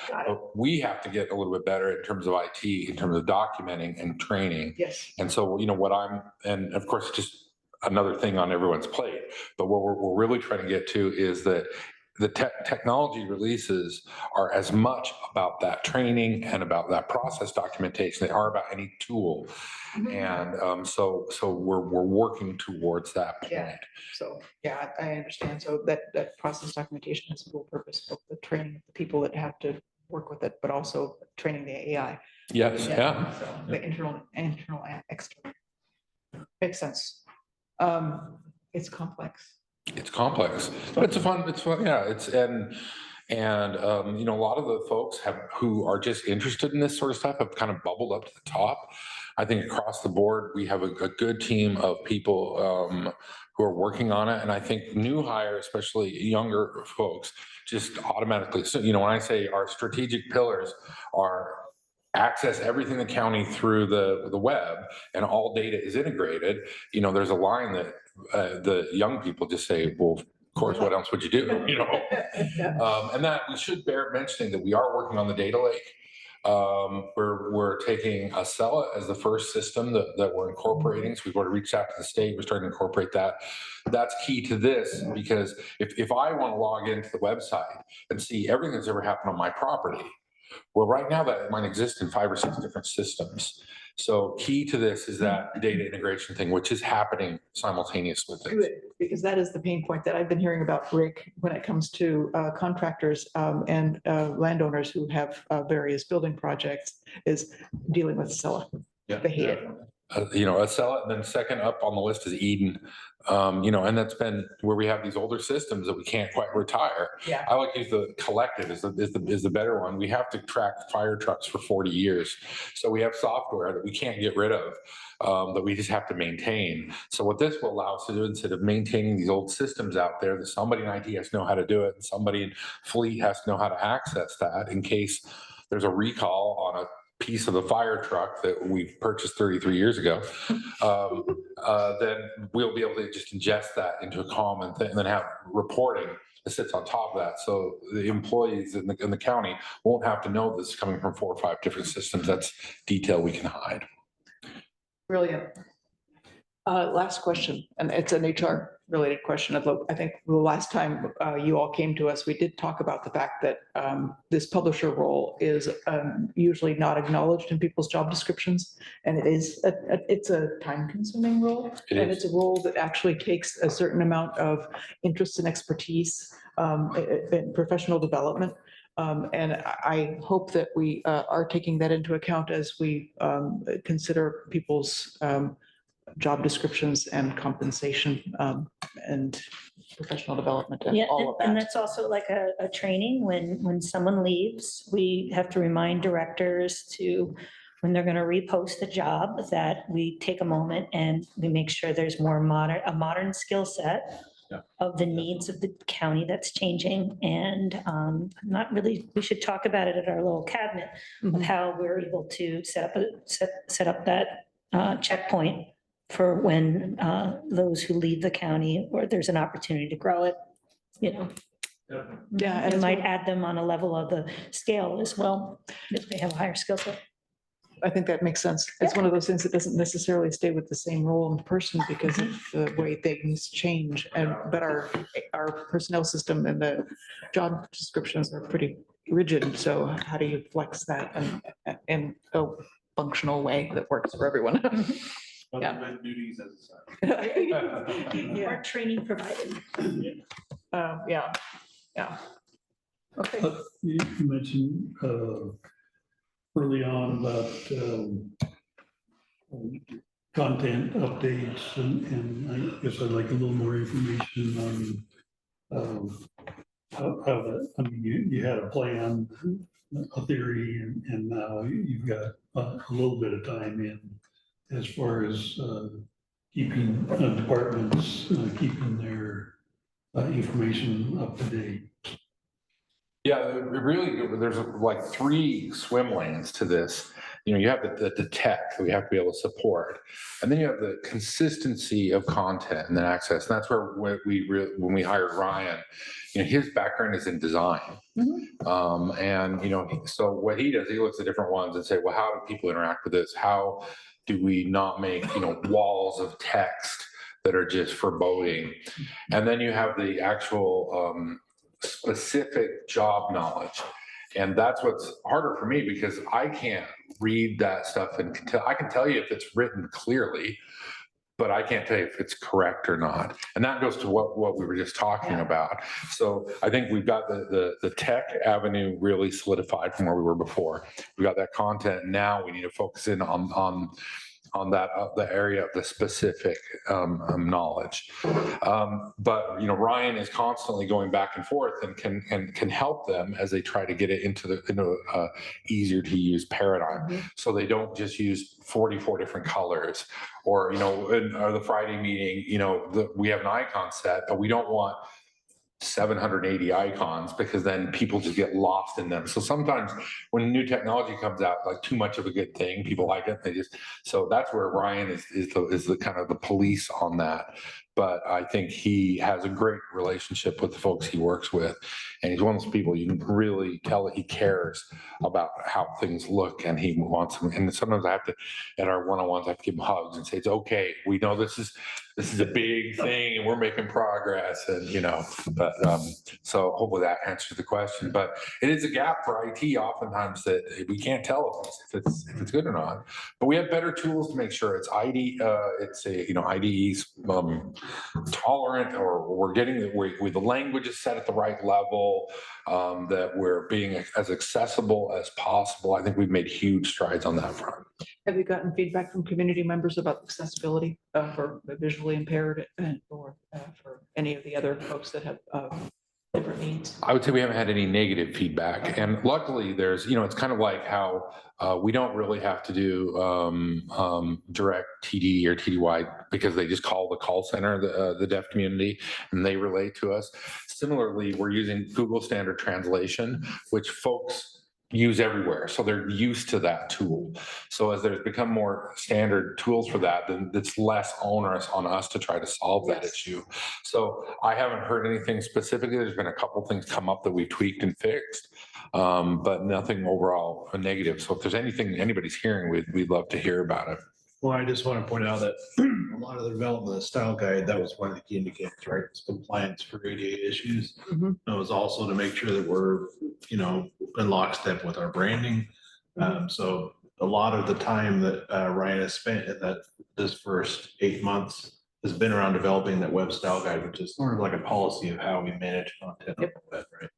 And so all these issues that you're talking about are all included in that guide and how we manage content. Excellent. And so he spent several months drafting, developing the guide, and then through these regular check-ins, trained up all of the publishers and editors on the style guide. He also did something that's worth calling out. He has site mapped our entire website, meaning we have the map of what it looks like. So the initiative over the next 2 years is for him to meet with each department and help them kind of comb through their content, improve it. One of the things we are evaluating right now is the AIs have tool sets to help. You can train it, you can have it look, and it will automatically give suggestions. There's a couple of concerns we still have in IT, which is those AIs, when they read stuff, they tend to own it. And so we need to make sure, a lot of our information is public, it's not a concern, but some of our information is not. So we need to make sure that people aren't inadvertently putting patient data or other protected information into one of those AIs, because based on the terms and conditions, which might be 130 pages of technical, legalistic jargon, we might lose control of it. So there's a little bit of caution that we have, but we're optimistic about these tools, just to even be able to say, this is well written. My other question, you mentioned several new hires. Is it getting easier to fill openings than it was a couple years ago? Definitely, at least from my perspective. The nice thing is we've been able to fill our last several openings with local candidates, which has been a big change for us. So previous years, we've brought people in from Nevada, Colorado, California, all over the place. We had to go search hard, far and wide to bring in the right people. More recently, I would say the last 4 hires we've all found great candidates locally, and by locally, I mean a couple of them could walk to work. They've been really convenient hires and turned out to be fantastic. So we're fully staffed, really happy with the team that we've got right now and what John is doing with his team. So yeah, we're in a good place. I think that it's a testament to the fact that what you're doing in IT now is cutting edge. It is, you're up to date with the most current technology and most current thinking, and that you're thinking ahead. And that, of course, attracts good people. Does, and I'm pleased, not just during COVID, it got a little bit dicey there for a while hiring people. Yeah. But not only we've been able to hire people who are qualified at their job, that they understand government service and are here as part. It's not just like this is a job that they're taking. Yeah. They're taking this job specifically because they want to work at Benton County like what we're doing. I think that's made a huge difference in terms of engagement and morale and teamwork and all that kind of stuff. I'm just really happy with who we have. And right now we don't have any open positions in IT. But I think we've got a great team staffed out. It's really is. Thank you. Well, thank you guys for your support. I mean, we only, as I tell my team all the time, we only exist to help other people. We have no function outside of that. And the support of the directors and the leadership has been phenomenal. So I'm back at you. Thank you. Any other questions? No. Okay, well, thank you very much for the update. It was very helpful. Yeah, thank you. Thank you. Please say thank you to all your team. I'll pass on. Whatever you're doing, keep doing it. Well, I'm about to ask you for about 20 more people. Nice idea. I'm glad you told you that. Okay. On that note, we will shift gears significantly and move on to proclamations and proclamation event review. So I kind of spearheaded this, and actually, this has been a conversation with the BOC team members of the process of proclamations and also the process of the events that we sponsor and cater. And they're wonderful community events. But at one point, there was a time where we talked about having quarterly events and letting the commissioners choose the events. We'd also feel pretty strongly that the chair and the commissioners should have a say or give us recommendations to choose the readers of the proclamation. And the reason being is you are the closest to the community, you know many of the leaders, and they love to hear from you.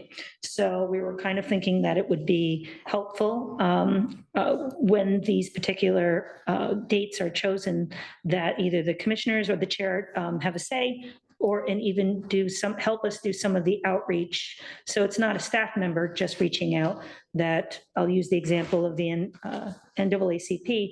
You hear from a commissioner because you are at about more events with them as well. And I think it builds relationships.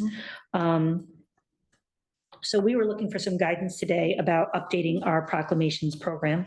And I wanted to open up for discussion first on the proclamations and then about events.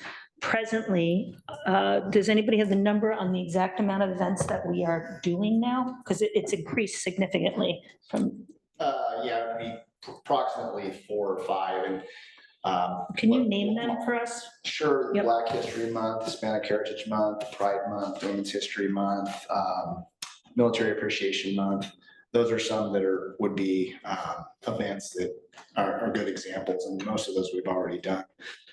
So, but I think it would be a good idea each year to maybe map out what events we want to try to do, and some of those could be the same. Some of them might vary from year to year, but it's really just building off our program, the information that we provided. I think it was about a year ago, just to kind of refine our processes.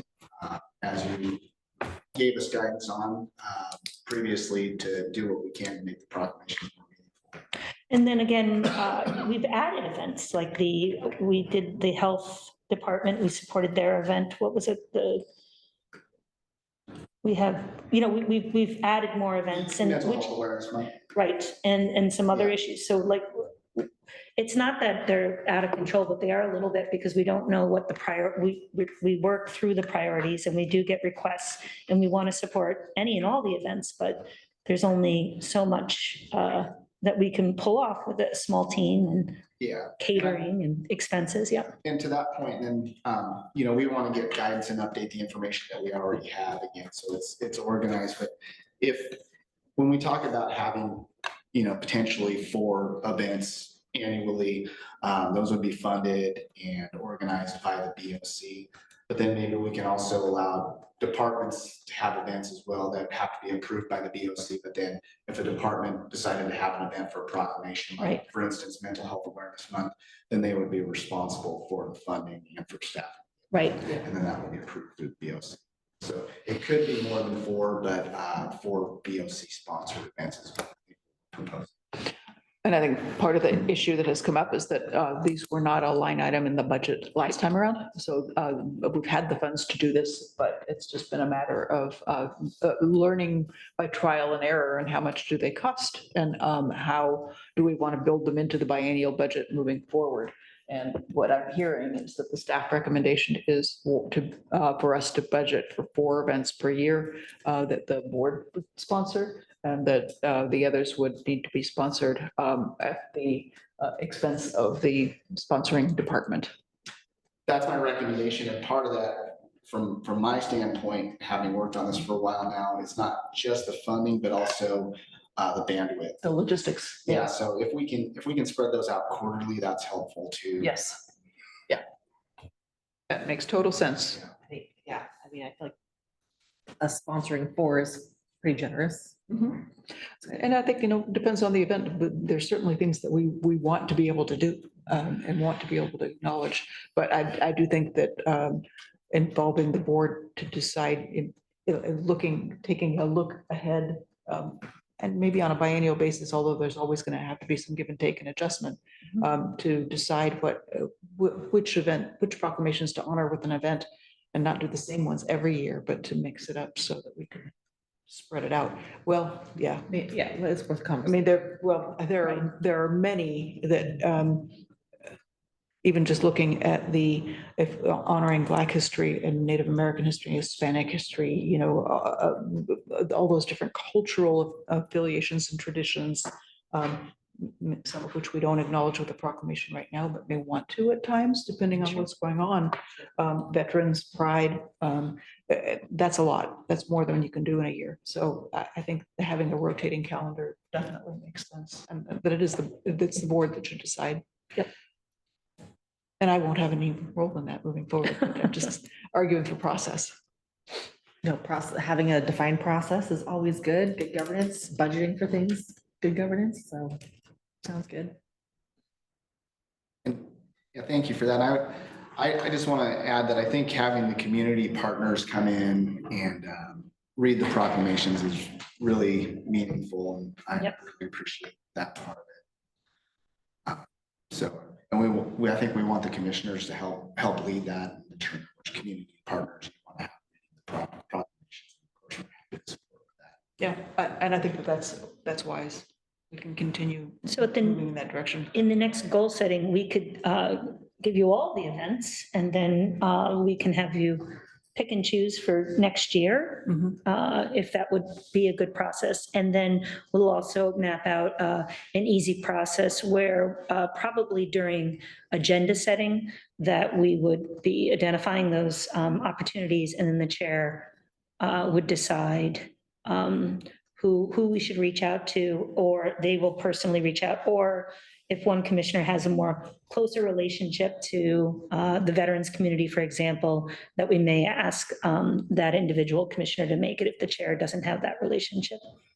Does that seem fair? Sure. Good idea. Yep. And maybe also it could potentially be a topic for a leadership meeting. Just put it out there for all the directors and say, keep this in mind, if there is something that you want to sponsor, let us know so we can get it on our calendar, and further ahead we know about this stuff, the better.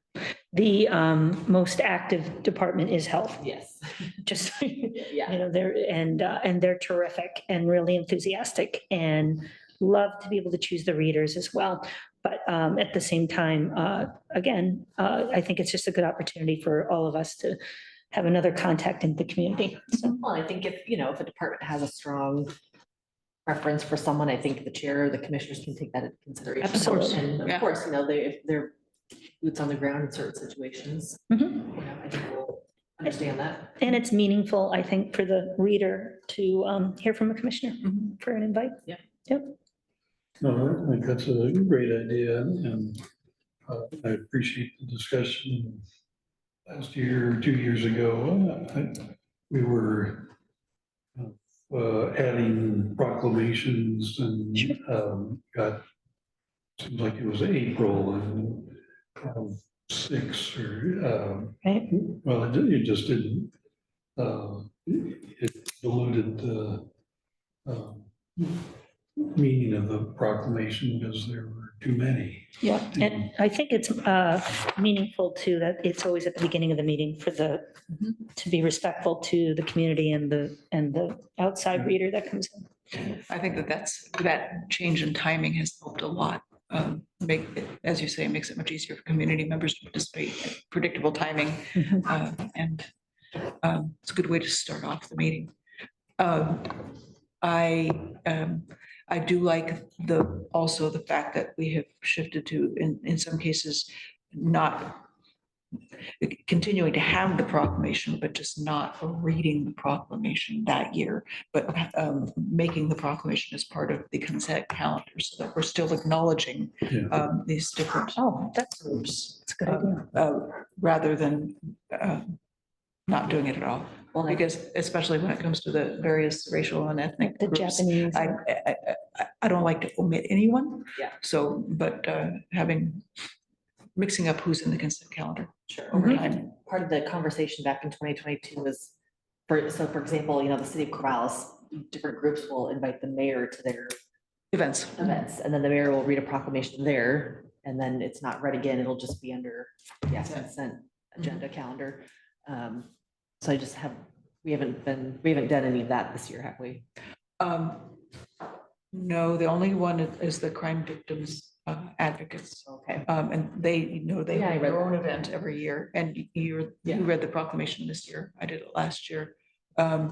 But in terms of community groups, we don't get the same invitations that the mayor does for the. If there's a way that we can sort of let people know that we're willing to do that. I think just by, when we have contact with some of these different advocacy groups in our roles as commissioners, if we can put that out there, that's a good idea. Yeah. Yeah. How busy do you want to be next year? That's always the question. Sounds like you're all going to be in Salem a lot next year. Fighting for our funding. Yeah. Do you need anything else from us right now, or do we have decisions? We do have decisions to make about what we want to do between now and July 1 in terms of meeting budget. So if you have specific decisions you want us to make, please bring them to us. We will, I think we'll come back to you next month with a process and then identify, maybe we'll put out 7 or 8 events that have been very popular the last few years. And then we can focus it down and have that discussion, and we can focus on that so it's on the calendar for the next year, so. Yeah, that sounds great. The last thing I'd say is we just continue to review and update that document that we put together with the proclamation information. So any decision that's made would go into that document so we can build off what we've already done. Sounds good. Thank you. Okay. Next item is also Rachel. So this actually is something that has been folks who have stopped me in the hallway. Commissioner Wise and I specifically had a conversation at it as well, is this building here does not have a flagpole.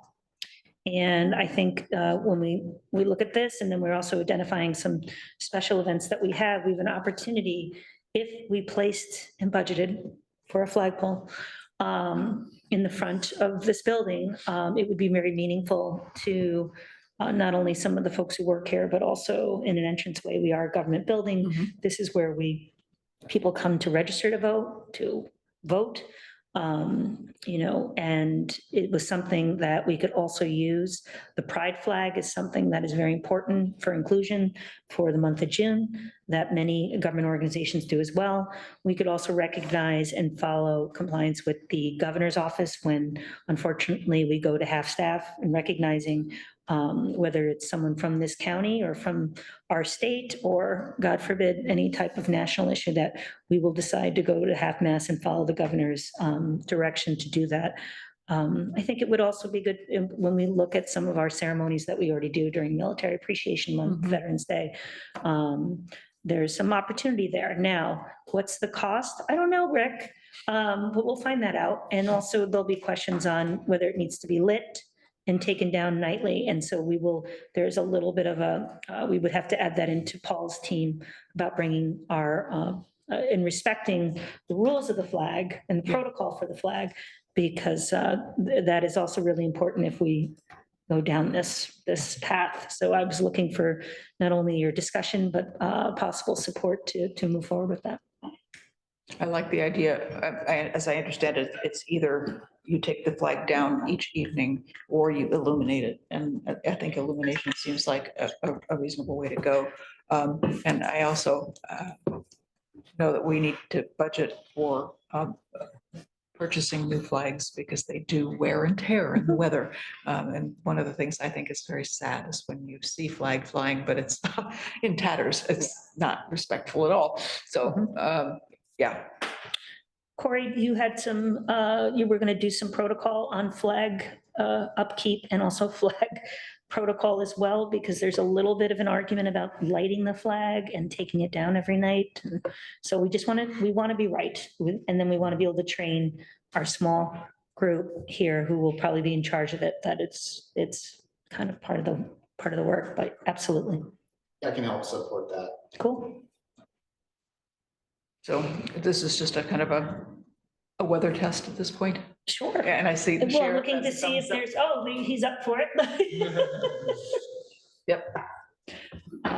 Erica's very good at, she kind of made our flags look a little bit better than they were folded before. So she treated and respected our flag as well. And as you know, it has to be on the right-hand side in this room. There's quite a protocol to it. So I guess I'm just looking at your support. Yeah. Our staff even switched out the base. bases that go on so that they all look nice and even. So they think of everything. And yes, obviously I support this. I talked to you about it and I think it just makes sense in my opinion. And I think illumination is a good idea for a couple of reasons. I mean, not this time of year, but we have a lot of darkness It's a dark building at night. half the year. And that would, I think, be attractive and may mean less maintenance. So it's. Maybe we could use a solar light. I think that would be lovely. I think we should be thinking about It would efficiency. just be tough in January and February. Don't we generate enough solar anyway? I don't know, solar power. We'll figure that out. Okay. We're getting into Too much of the nitty gritty. Yeah, but sheriff does have a point. If I may, I just, Oregon State Sheriff's Association also has a flag replacement program. Commissioner Ogerow, you mentioned driving around and seeing flags. We can certainly replace flags for free. I know the BFW does that as well. And I guarantee you Corey can also have access to some pretty amazing resources. So I'm a big supporter of the American flag and making sure it's up and just properly displayed. So that's all. Thank you. Thank you for letting us know about that. Okay, yeah, good. I think the litmus test, it passed the litmus test. There you go.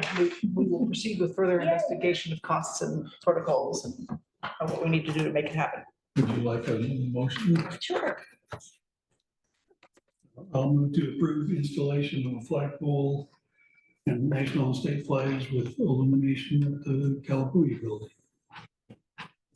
Is there a second? All in favor, please indicate with an aye. Hi. Aye.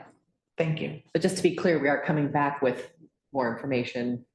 Oh, what it'll cost and Yeah, whatnot? it's gonna be $2 million that we might. It's gonna be the nicest flagpole that we've ever seen. Yeah, I think, I'd asked Suzanne Hoffman about this before, and so I think she had given me a ballpark from Paul, but I don't have that information offhand. I'll look at flagpole.com and get some prices for you. That probably exists. Yeah. Okay. The last noted agenda item is just a brief discussion, which I had thought I was going to bring up under my updates, but it's called out here, and that is that there's an opportunity to do a deeper dive into the risk map, the wildfire risk map, and that date is coming up pretty soon for one of us to engage on that risk map and draft wildfire hazard plan at the state level. And I just wanted to check in to find out if either of you were planning to attend. I am not available to attend. I don't think it's critical for us. The map has not changed significantly, but I think that just being informed of the issues might be useful. What day is that? I am 26th. 26th of this month. Yes, so that is on my calendar and I'm planning on going Excellent. Okay. or watching. Okay. Yeah, I just wanted to check in with some of these things. I want to make sure that we have a presentation. I'm interested in coming back from a little trip that day Yep, that I planned before this. yep, understood. Yeah, that's my issue too. I'm out of town that day. So- It was a nice empty long weekend. Yeah, fifth week. Although those fifth weeks, that secret has kind of gotten out. And so my fifth weeks tend to fill up a little bit more now and it's a darn. But pretty soon I won't have to worry about it.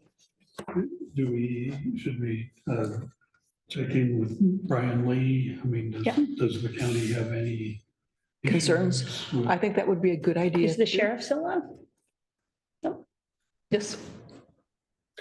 Yeah, I would absolutely touch base with Brian and perhaps the rest of the crew over there just to make sure. I mean, I know it's a state mapping system, but I'd certainly like to know if Brian has identified any issues for Benton County through his travels and through the rest of his team's travels.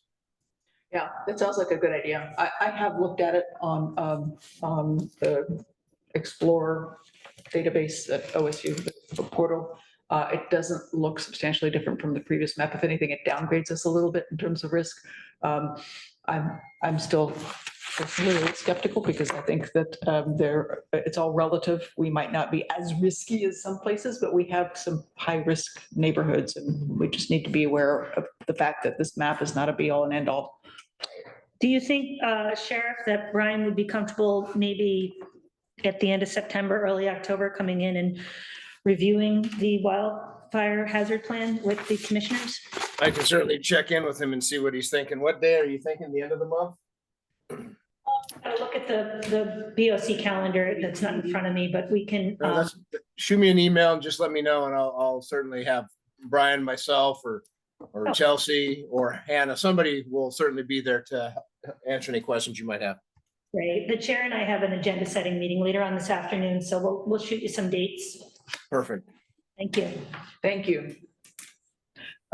So that was an easy item. We caught up in time a tiny bit. Yes. Well, and this opportunity, I think AOC and county commissioners weighed in after the first yes risk assessment map was released and wanted opportunity to have input, which we I know did some last September at our Region 5 or after our Region 5 meeting. This is maybe the last opportunity for commissioners to weigh in. Yes, that's a good point. And again, as I mentioned before, it's far more critical for some counties than it is for others. And but I think we should support our fellow counties in terms of and support all the work that's been done by ODF and others to bring this back. Note that it's not called a risk map anymore. It's called a hazard map, and I'm having a hard time retraining myself because it's semantics. But yeah. Speaking of AOC, we do have our district meeting for AOC coming up on Friday, September 13th, and we are hosting it. Even though we're not chairing this year, it's just the rotation of who hosts. So it will be here in this room on Friday, September 13th from 10 to 3. Yeah, that threw me off this year. I was like, wait, we're hosting? I thought, Yeah, Jean was. last year was Lane. County. Yeah. And so next year will be Lynn. Okay.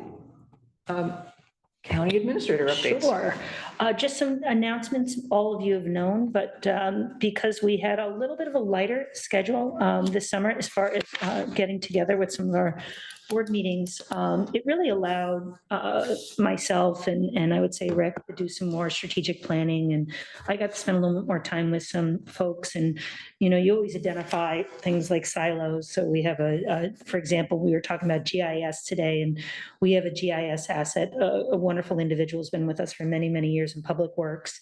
And then we also have Russell, and we've been able to kind of identify and look at some more robust project management opportunities. as we move forward in this organization, which has been exciting.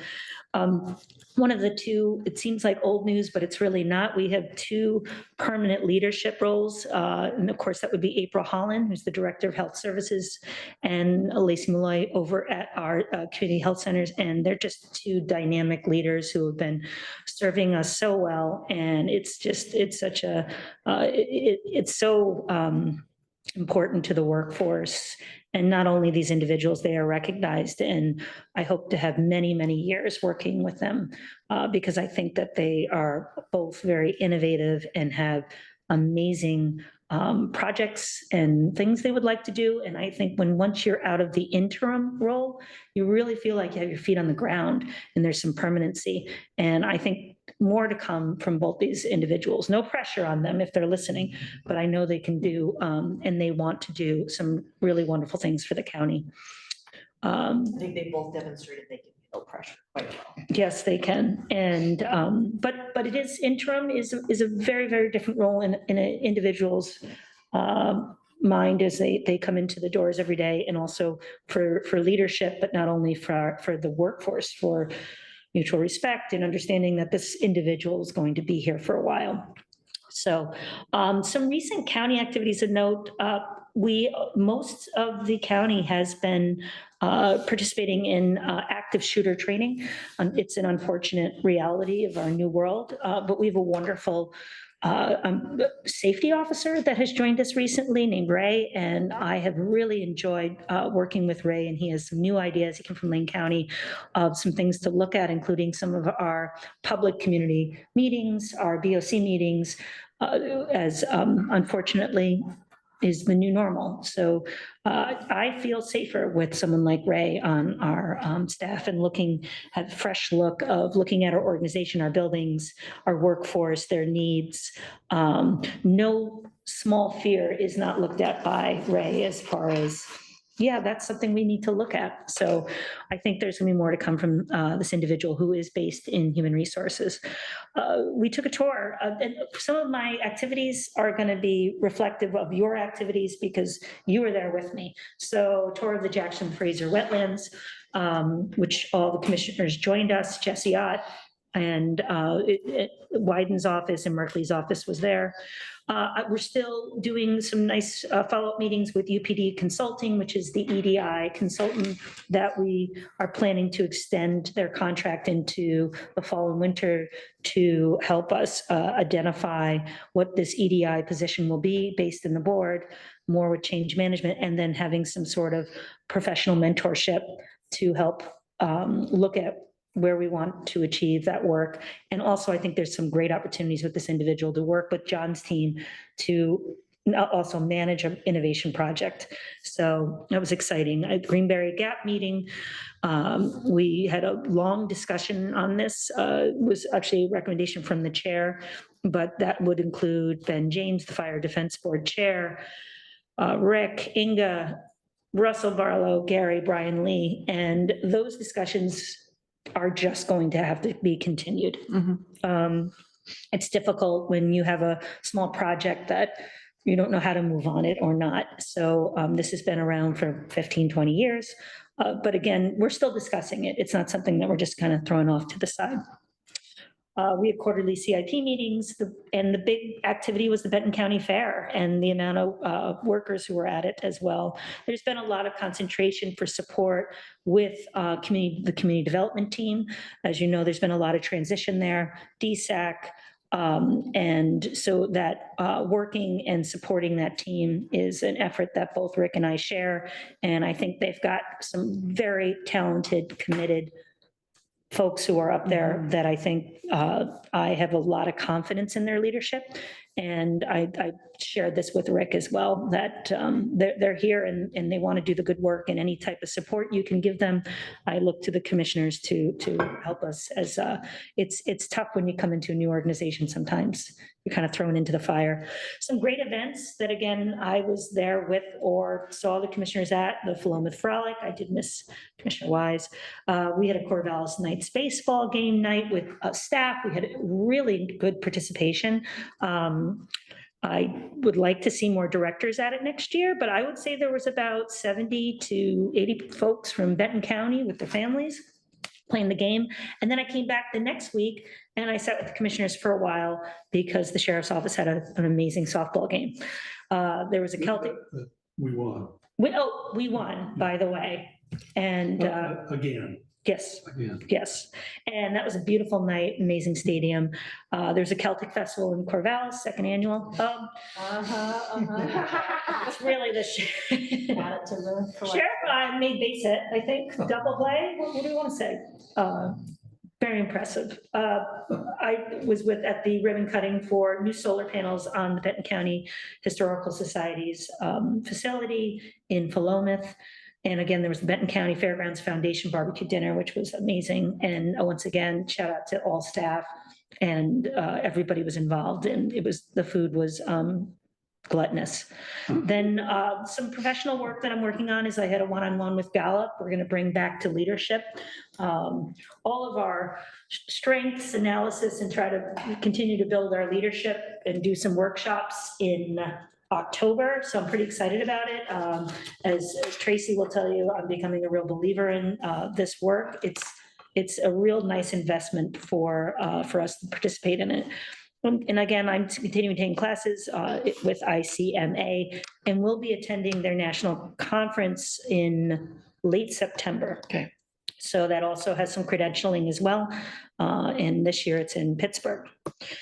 And then upcoming activities, I continue to meet with the city managers, either one-on-one or with a group. We have our BOC Corvallis leadership meeting coming up, an annual rural timber tour with Thompson Timber Company, which I missed last year, Association of Oregon Counties District 5 meeting, and which is here, right? And then we have COG and lots of other stuff going on.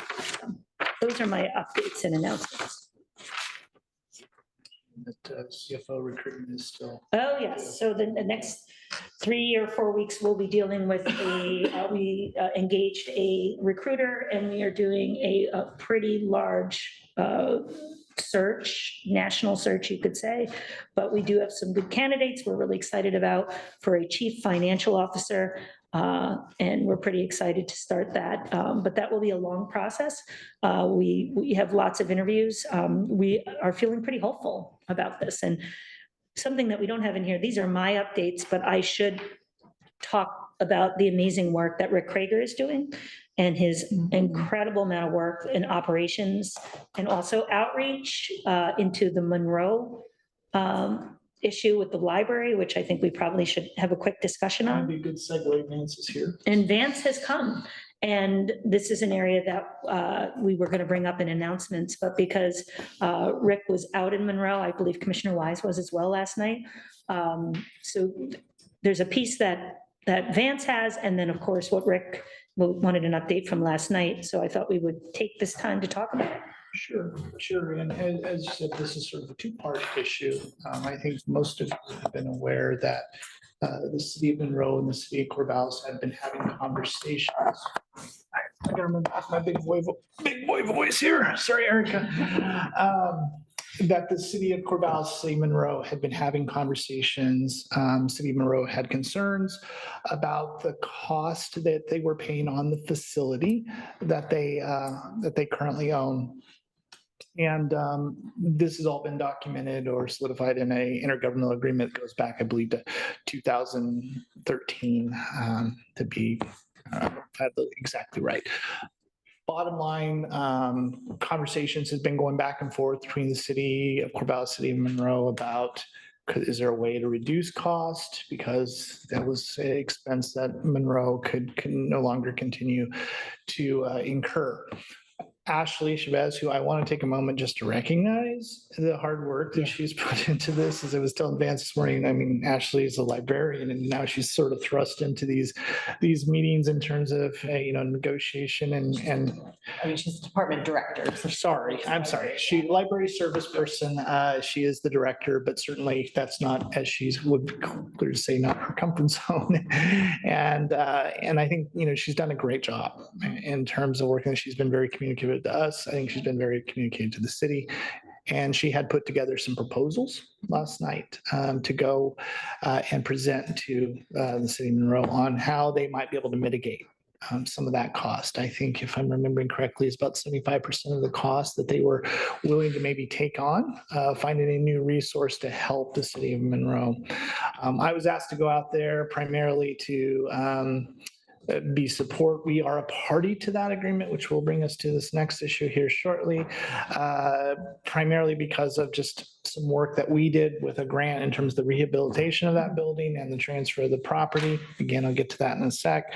I was there just again to pretty much say we're supportive, but we're also not, no, we don't need to be a party to the agreement if it's renewed. I think it's safe to say to our surprise, the information wasn't made available to the counselors last night.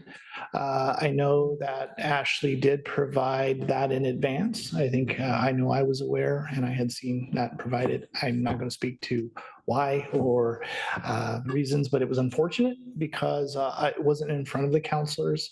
I did make sure that the city manager got that information. I forwarded it during the meeting.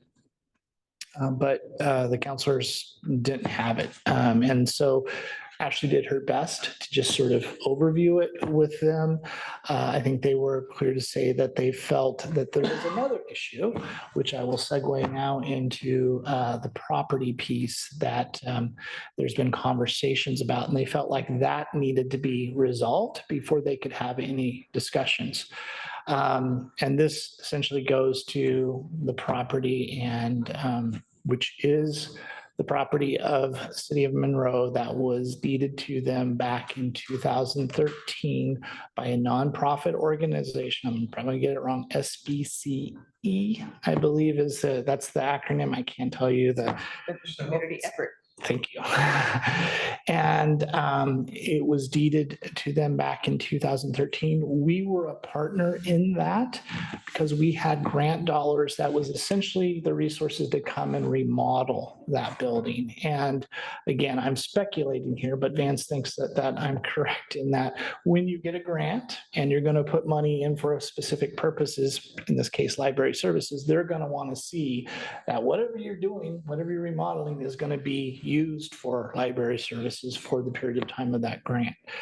Therefore, there was a easement put in place by the nonprofit organization at the time to Benton County. We finished our work. I think it took us maybe about 8 to 9 months. The work was finished. At that point, the nonprofit organization went to the city of Monroe and was going to deed the building to them, as well as, and I'll say it wrong, I know, but as well as the easement that was subject to, thank you. So that's in a nutshell how it all came through. The city seems to have maybe a different interpretation, because both Vance and I have talked. I think we agree that it looks pretty straightforward, but they have a different interpretation. They communicated with us late last week, and Vance was prepared to have a conversation with their attorney about their interpretation. He's always willing to listen. And that hasn't happened, at least not that I'm aware of as of, so he's confirmed that it has not happened yet. Last night when we were there, I wasn't going to bring things up, but because Steve had suggested that the county was the owner of this property, I felt it was appropriate, or that we had essentially deeded this. I wanted to make sure the record was clear that we have never been the property owner. We were only just there with the rehab money and helped facilitate that. It's always been the nonprofit organizations. And they did go in front of the city of Monroe back in 2013 to basically deed that property, which was the result. So the issue at hand with the city last night was our attorney needs to talk to the county attorney to figure out if there is a different interpretation. But all the tax rolls, it's the Monroe property. Yeah. So again, I guess until Vance has the conversation with Ms. Cooper, I think it's. Cooper? Yes. Yeah, until we have better information on what they see, I guess we really can't do much. I think back to the service agreement, as you know, that was extended until September 30th. And so Ashley did ask the question last night, next steps, because we do need to kind of get, that was the central focus of this. I believe they do have a city council meeting next week where it was mentioned, and we assured them that Vance stands ready to be able to have the discussion to get this particular issue resolved so that they can move forward with that discussion. I think on the service agreement, I met Mayor and Steve Burtnick last week, and they talked about extending I think I'm talking about the same thing, till the end of the year. AGA. Yeah. And that's certainly their discretion to do that. That's their plan. Yeah. But we're party to that too, so as a formality, we would also have to extend through. Yeah, you would like before you would sign off on it, because we're still a party to it until it's, I guess, new agreement is put in place.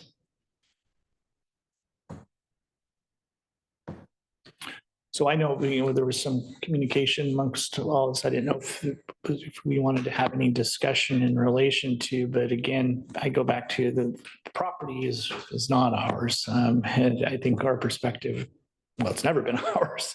And so I don't know, again, what the considerations or what they want to look at. They did give in the email to Vance, and I think to several of you, some thoughts about maybe giving the building back to the county or perhaps giving the building back to the nonprofit. Certainly, those are, I guess, conversations that can occur, but it sounds like they want to get this legal thing resolved first.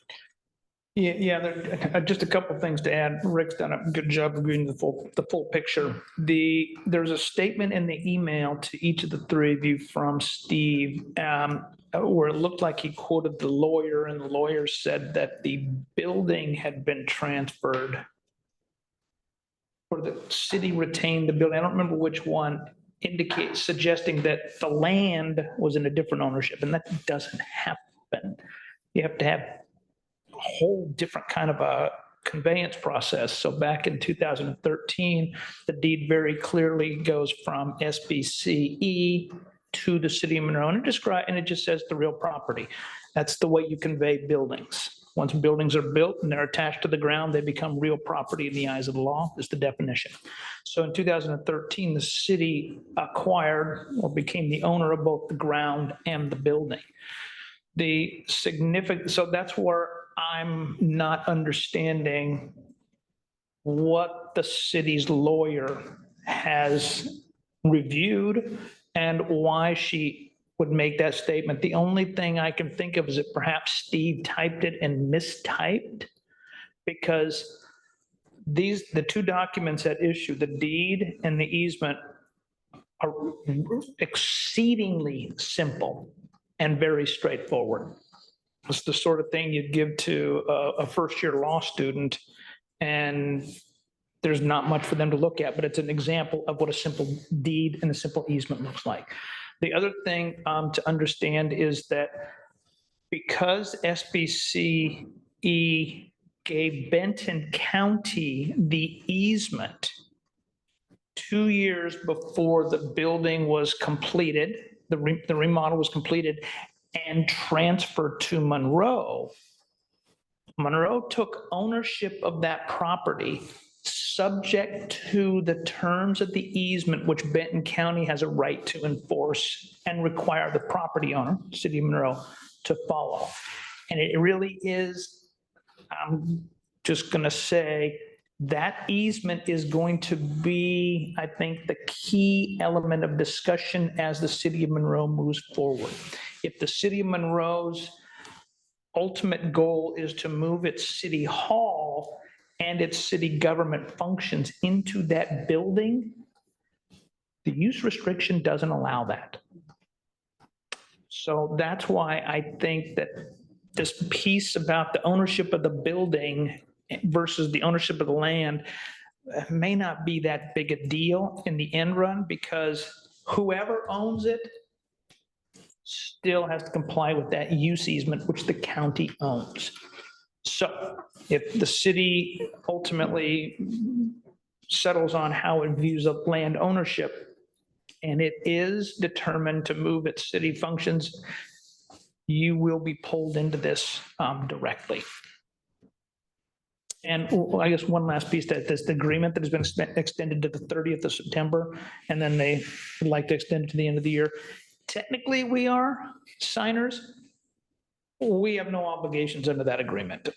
Even back in 2013, we didn't really have any obligations. So it was more of a recognition that Benton County had been the driver to getting the funding and the construction and the library in place. If they wish to have a new agreement, not even Benton County as the library district at this stage would have a role to play. So the library district wouldn't sign on. Now, it's possible you could build in some obligations for the library district, but that may be the only way Benton County, the three of you, see that agreement in the signatory capacity. Thank you for all of the work and the clarification. It's been a little convoluted. I will say I've been paying attention. I haven't been involved, but as the liaison to Monroe and the liaison to the library board, and just as a commissioner that is concerned about, having our constituents have access to this amazing service down there at the library. That library does serve constituents both within the city of Monroe and outside of the county. So I've been paying attention. I've had several conversations with the mayor. I did meet with him in person, and he invited along the city administrator. Had conversations with Ashley. We talked about it at the last library advisory board meeting. And yeah, I just want to make sure that everybody still has a library and that, things go smoothly. It has been sort of an evolving issues. Mm-hmm. So it sort of started like it was these issues, and then it evolved into something else. And so, I just hope that the city of Monroe and the city of Corvallis can come to an understanding. And I do think that I wonder if the counselors have as much of the information as some of the rest of us do. It's hard, they're volunteers. They only meet usually once a month. It's work sessions. So to be determined to see what direction their city council wants to go in. I was hoping to see more of a robust conversation last night, but unfortunately the councilors didn't have the information that they needed to, have those conversations. So. I'm glad to hear that there's been some movement with the library offering some opportunity to cover more of the operations and maintenance expenses. So that was just for 1 year. Just for 1 year? Yeah. Oh, And then, but actually in conversations with me and at the library advisory board mentioned opportunities to fundraise and help out, and that she was aware of donors who would be willing to open their checkbooks. And so they need to figure out, what they want, and then they can kind of start to problem solve. yeah, it sounds like they've got two different problems that they're trying to manage for. They've gotten mushed together. Yeah. The library operations and maintenance and the need for better council space. And yeah, so yeah, I have one question for you, Vance. The land that the library sits on and the building itself, that was all part of the railroad at one time. Yep. But in contrast to the railroad right-of-way easement, which we hold, that parcel that the building is on, and the building was acquired by South Benton Community Effort directly. How did they end up? I with the don't know how ownership? they ended up with it. Okay. I know Benton County did not own it in 2013 when it was transferred to Monroe. I don't know how they came into ownership. So have we done a history of that land ownership of that parcel? Not that I know of. And again, when I reached out to Lori Cooper, I asked her if there was any information she had that I was unaware of. And maybe she looked at the history. I don't know. I sent along to her the deed and the easement, said, this is what I've looked at. Did the building transferred from the railroad to the South Benton group before Benton County took ownership? Do not know. I do not. That's what I'm asking. Yeah. I want to know more about that history because it would shed light, it would provide greater context. Yeah, I suppose I could go in and take a look at I can go into Laserfish and look at the deed history of that property. That would probably provide some good context anyway. Because I think it was right in there, but I don't know the sequence.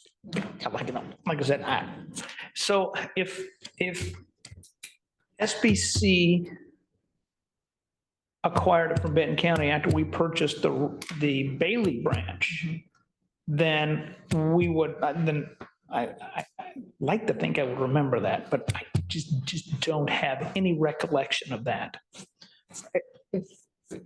Yeah, that'd be good I to just know. don't. And what's interesting about that parcel is it was a partition that created that parcel. So it's entirely possible that that was partitioned off of the railroad right-of-way years and years and years ago. And as a result, it was sold independent of the railroad right-of-way to SBC. That would be logical. Yeah, I mean, because it says parcel one, and next on the other side of the right-of-way is parcel two. So that's just off the top of my head thinking, because I did think that was an unusual description for that piece of property, clearly a partition parcel. Yeah, well, again, I'm a big fan of knowing the history of these things before we get too definitive about stuff. So I would love to know that just so we can make sure that we know the story. I think there is some confusion and conflating different issues and maybe at the core financial Monroe is the city councilor is concerned about and outgoing money and from my conversations, that's where the thing started. And then as I use the word evolved, conflating different issues. So some kind of clarity of here's the record. I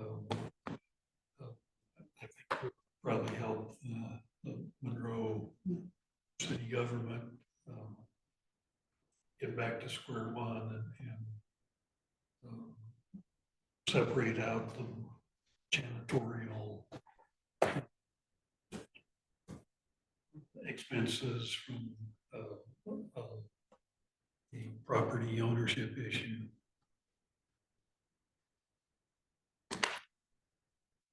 Okay. Well, thank you for that update. But the good news out of my meeting is we had a nice first half of the meeting was just talking about county business. So there was, I actually had to bring up, well, I thought the reason I was here was for the library. And we spent a modest amount of time on that. Good. Well, in any meeting at the Long Thank you. Timber Thank you. Restaurant in the brewery is a good thing. And they expanded their menu since I've been there last time. So Yeah, they had really curtailed their menu during the COVID times, so. yes, and I was like, I still want a burger or a grilled cheese sandwich. Yeah, So they have some seafood options. Yeah. Good. So it was good. I'll have to go back and visit again. Who would like to go next? A couple things. Number one, so Cardwell Hill Sellers, Nancy had reached out and mentioned or expressed concern and frustration that they still could not have a food truck there. And so this prompted a bunch of questions from me to community development, and Rick chimed in. And so I think we are still trying to work through that process or get all the answers to the questions I asked. I just wanted to bring it up today because it's my hope that we can sort of make it right and make it right, some consistency across all the wineries in Benton County. Because it feels like it's inequitable to say that some can have it and some can't. And it's not anything that anyone has done purposely, it's just a difference in zoning and all the different land use, regulations that apply to certain zoning and then our code. And so I just think there's an opportunity here for us to look at what we can do to make it fair across the board. I mean, I don't see why anyone would have a problem with just having a food cart at a winery. It seems pretty easy, yeah, sure, that should be able to happen. But then there's all this red tape. When there's some reason for the red tape and how many wineries and events in the state dealt with this. The state legislature several years ago and limited so many per year. But that's on exclusive farm use zoning, and that's part of the issue is that say one winery is the exclusive farm use zone, and the other winery carved out prior to the Chapel's ownership a portion of their land as ag industrial, because that's what they were told at the time they had to have in order to have a winery. But now they can't get. And now they can't. Because that Yes. state law only covers. No, and our code, the way our code is written, it excludes something like a food cart on ag industrial. So there's probably a fix. And, but we also took a broader look, thanks to staff, at all of the wineries.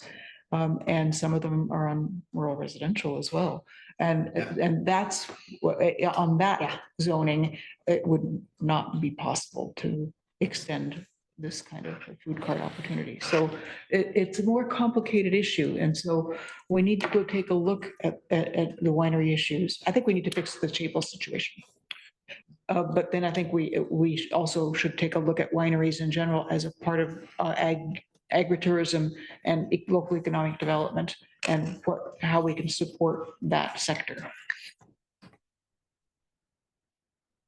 It sounds like you agree. Oh, I agree with you. As a matter of equity, it stinks. I agree with them and I understand their frustration completely. And I also spoke with both Nancy and Dan Chapel. So maybe I misunderstood from our presentation that we had at a meeting.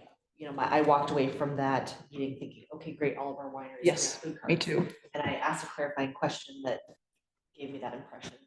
And so since we said that at a public meeting, and since I walked away with that impression and shared that information, I feel like we do sort of have a responsibility to see what we can do. Yeah, I agree. Remedy the situation.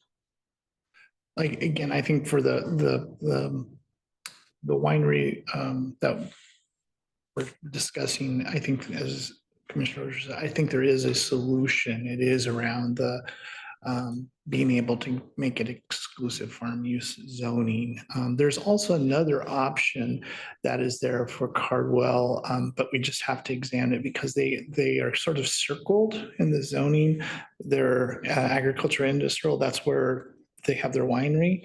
But then a surrounding property they have is EFU.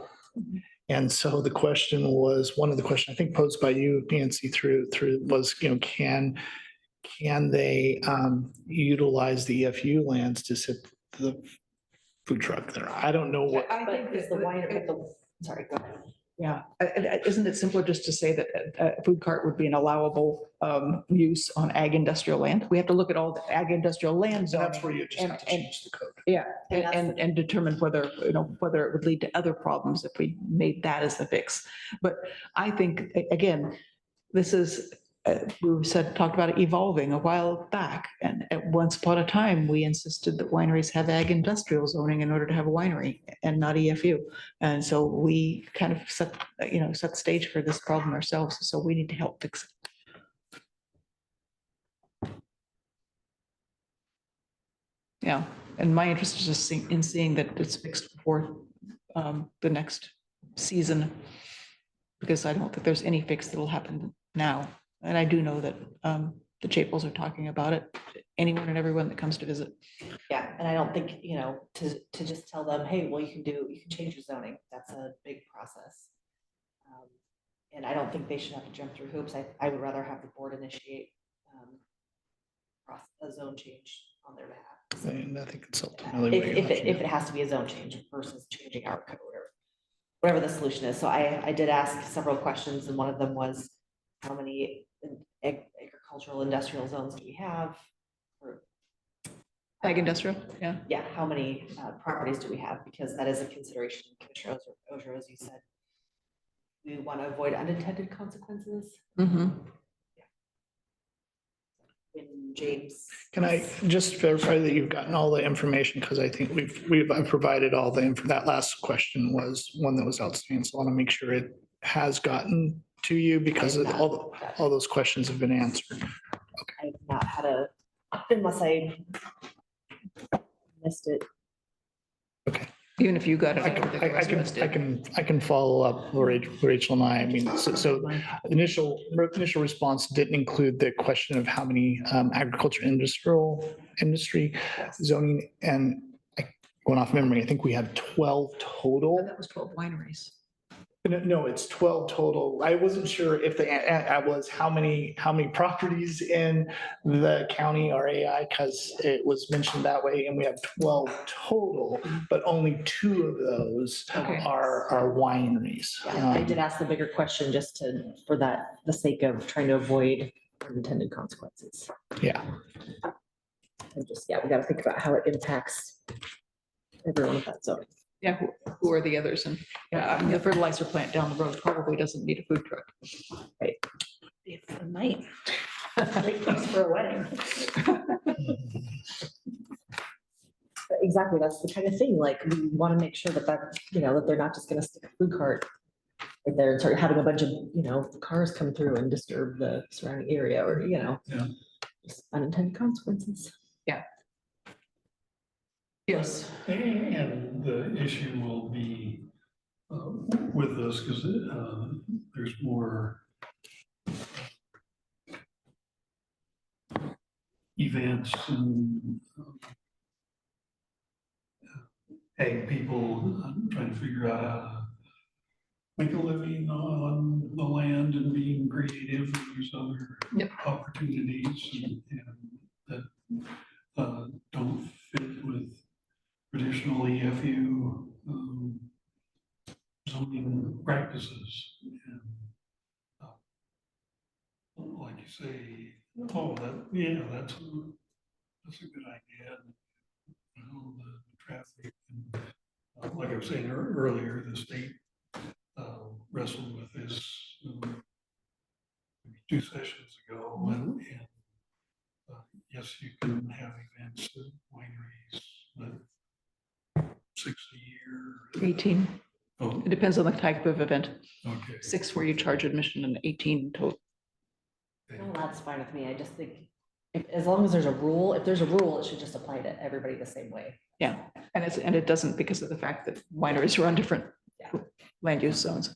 And well, thank you. And just, the reason I brought it up is just because I'm asking staff to do work, and I wanted to make sure that it's not just one commissioner. No. Trying to, so it sounds like there's a board support to kind of.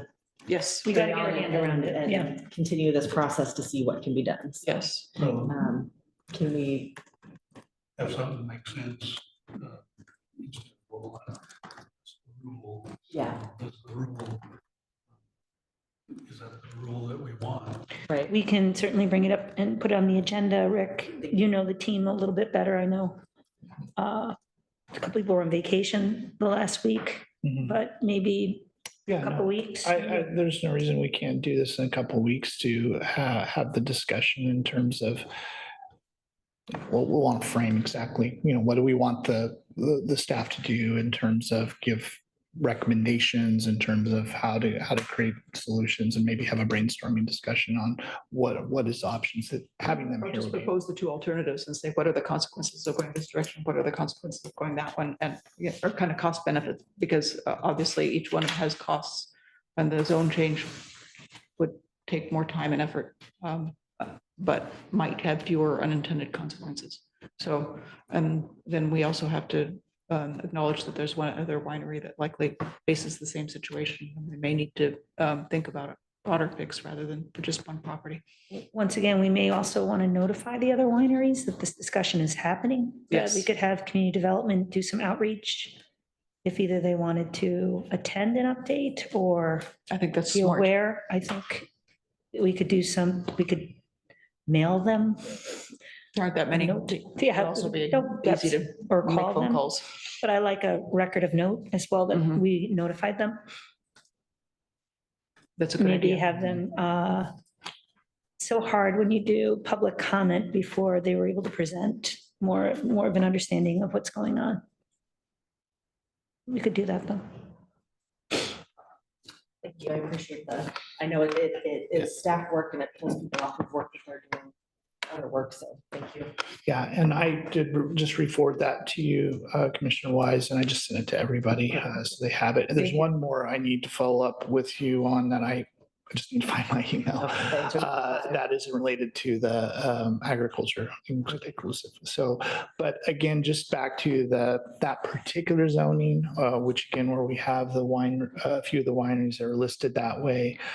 Based on what staff are saying, I mean, these are specific under the ORSs, one of the Senate bill that is for zoning that is AI, that it doesn't permit the use of agritourism components. So, Okay, so it does again, have to be a zone change. Well, or we could change the code. No, that's what he's saying, is that in order to fall under the agritourism, the 6 events out of a total of 18, then it has to be EFU. Yeah. It can't be ag industrial. You couldn't change the code because the law is trumps and basically says you can't have agritourism on that land. Well, do we need to permit agritourism or can we just permit a temporary restaurant facility? But AKA a food truck? we can't do it on ag industrial land. That's what he's saying. Yeah. Because that There's whole not a carve way out, to use a different definition though, is what I'm saying. So, because I'm not sure I necessarily want agritourism just floodgates open anyway. but that's why the state did what they did. They made a very specific carve out for wineries, which apple orchards are very jealous of because cideries can't do the same thing, but Yeah. leave that aside, that's the legislature. Yeah. But they did not extend that to ag industrial land because of the very issue you're talking about. So it sounds like a zone change is the way to go. So I guess this is part of a bigger conversation, but the definition of food truck is somewhere in agritourism and it can't be defined in a different way to just do a zone change in ours. Well, I think what I hear you saying is, so again, leaving the zoning as it is, as agriculture, you'd have to find, I think what you're saying is find a definition that would enable something to go on that land. I don't know It's enough. not the full definition of agritourism Yeah. because they're already happy with what they're doing other than just not having a food truck. I'd have to defer to, the planning folks on this, but I'm doubtful that there is that, but it's worth asking the They could get question. into trouble doing what they're doing now on ag industrial because it doesn't fall into that state. Well, when they About- grandfathered in under our approvals in 18, whatever it was. Well, our approvals was just for a winery. I mean, they were So what would approved they get in trouble for now? because they have a, Holding events, So they're not supposed to hold events? it depends. I don't know what their permit status is. We're getting into stuff that's way too granular and we probably shouldn't without the information. But yeah, it's definitely a complicated issue and the state set up a pathway and we need to follow the pathway. And if we're going to keep them whole and not create future problems for them down the road, if they have kind of an exception, but don't really fully comply, that would be even more I horrible. also hate to tell them to change their zoning and then now there's something that they can't do. because Right, they changed their right, zoning, so- right. So we have to do that cost benefit. And I think we really should help them do that instead of saying, no, you have to get an attorney and do it all. I completely agree. so, and just for the record, and it'll be in there, but in our discussion about the wineries, as Commissioner Ozier said, we have 9. Two of them are currently agriculture zone, one being Cardwell Hills, the other one being Harris Bridge. And then the other three are EFU, which does allow allowance for agritourism. I think Lumos was where this initially had started, and they are now in compliance. They got their, Okay, so Lewis, okay. yeah, that's where I think the discussion actually started. And the other two are Tyee Winery and Benton Lane Winery. Those are the other two EFUs, but they don't have food trucks on them right now. No, but Tyee does hold a lot of events. And don't they have it? Anyway, They okay, cater. okay. Thank you. Are we done with that conversation? Yeah, sorry. No, I just want, I have another, I just wanted to mention too, so there's a lot of talk about our SMMP. I'm excited for that. You know, we're restructuring that. That's great. I just want us to keep in the back of our mind that we have other recommendations from Benton County Talks Trash document, and that, you know, this SMMP process is going to take some time. I just want to make sure that we're not forgetting about some of the other recommendations. And then if I'm remembering correctly, I think some of the other recommendations had to do with when another application, when another CP is submitted. So I just want to make sure that we are being mindful of those. And if and when the time is right to maybe have a conversation at the meeting about which recommendations we'd want to prioritize.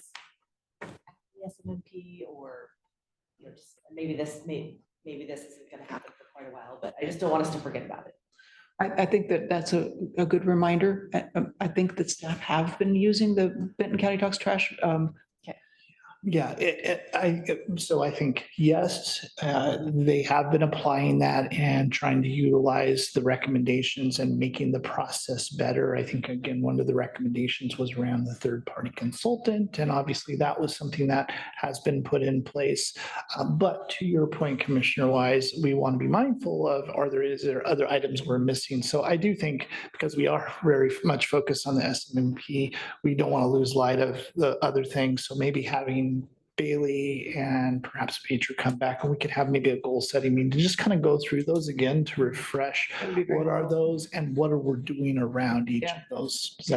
And I believe one of the recommendations possibly was having the commissioners review all of the documentation from the last time around. But I wasn't sure if legally, like, what are the ramifications if we do that? Is it ex parte contact? Is it not? I mean, and it's a lot of documentation to go through, so just having some guidance on that. I don't think it's ex parte contact, but I think one of the things that I know that looking at the legal section, the agreements, we can't change any past agreements, you know, that were made in the previous land use approvals, and they are not considered relevant for, you know, looking at the new application. So that's what I was thinking, like, but still, we need to kind of know the history of concerns and what was raised and how it was dealt with. That would be extremely helpful. And I have not waded all the way through the document myself. I need to spend the time to do that. I guess some guidance on the intent of what we are looking for to go through there, because it's a lot of information. And if it's not relevant to our potential job in the future of, you know, taking a planning commission appeal, then you know, we're all pretty busy, but I also want to follow the recommendations and I just want to focus on what's valuable and meaningful. Yeah, that would be very helpful when Bailey and Petra have time to take a breath.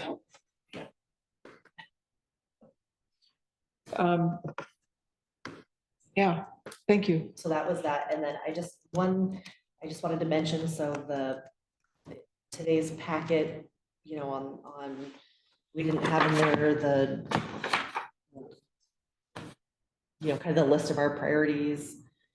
That was sent in a separate email. It's hard for me to, you know, juggling all the stuff I have in my life, to try to pull in other pieces when I'm kind of accustomed to just looking at the packet.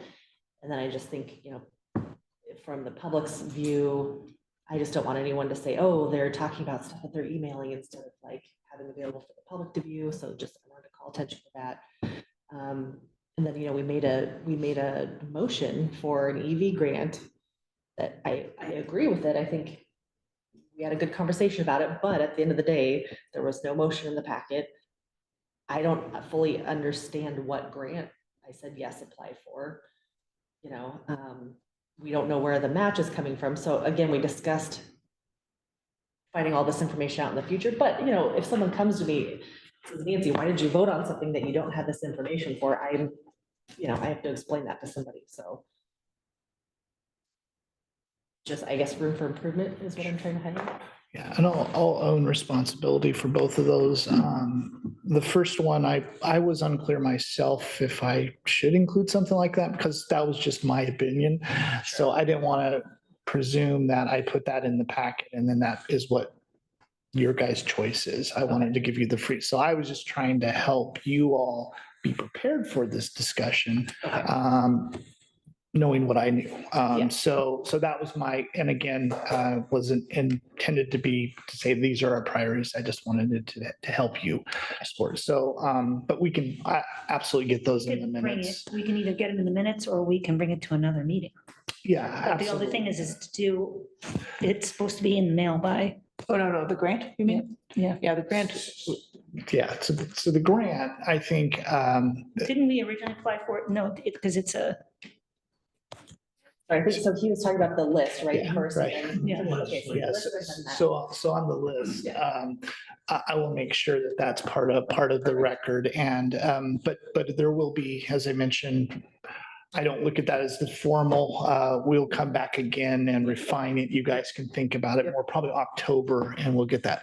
In terms of the grant, I didn't catch that when I reviewed it the first time. It should have had a proposal in there to approve the grant. So that one caught me a little off. So that's my bad. I did review that, but I did not catch that we were actually asking your approval to apply for a It was grant. clear in the packet that was. Right. Yeah, so Again, I trust you and I trust Gary, and I know, as we've talked about, we can always pull back and say, no, we won't accept the grant if we were to get it. And it is a short timeline, so I voted yes because of those things. And I think in the packet, maybe I missed where it was, it just had a discussion, which to me, it was just receiving information versus. So I felt like I couldn't be in the right space to give better recommendations because I haven't had a chance to brainstorm. But saying that, I really do rely on your list. And I think even if you think those are just your opinions, they're your educated, professional opinions based on all of the really good work that you do for us and that all of staff does. So I think it's worth everybody seeing. Sure, absolutely. Kirk would draft on. Yeah, not ashamed to show it. Consideration. I just didn't want to be presumptuous in terms of, I think because the email was about, give me feedback if you think these are the I priority. just didn't want you to think I was gonna That's why I was tell you saying- guys what it needed to be. I think in future, if it had been in the form of, a memo and it said draft on it and a draft for discussion Absolutely. or brainstorm for discussion, which is what you say. We'll definitely make that. I would say, and I wished I would have thought it at the time, we could have actually brought that grant back next week. I mean, and just do a formal. Formalize it, because I really honestly want to do a release on it, so it shows that we're moving on EV. And EV infrastructure. And I think I might advise Gary, because I wasn't aware about how we were going to deal with the match either. I might advise him to send something to the CIP to say, this is what is happening. We do have resources available that the CIP could make recommendations on, but as I said before, also with the application process, you have the ability to also pull it. So even though they apply, we can always still pull it. But I think that would make me feel better because I was a bit surprised as well, so. That sounds like a good idea. Okay. We'll just I'll add talk it in, right? Yeah, we'll need to get it into the packet quick. I feel good now. Thank you. And validated for your concern. Yeah, no, that one, I think caught all of us a little by surprise. Okay. Pat? Yeah, some of this got over earlier, but middle of last month, the Joint Committee on Transportation Roadshow at LBCC, I testified at the round table. 25 people. It was I was impressed. It was a good group. Fair amount of electeds, but also involved with alternative forms of transportation and everybody got their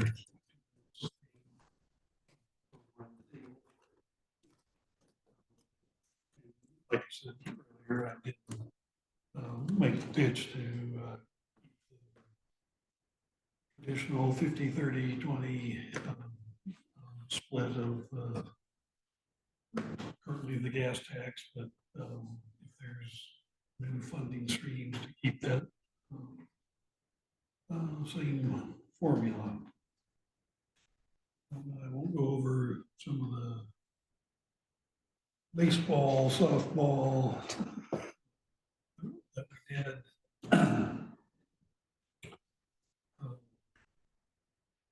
We did just have our CIP meeting maybe 10 days ago, so we're up in October, I think. I think October, yeah. Next one. The good news out of that, some projects have been postponed, and so there's some Bit of money. possible funding opportunities.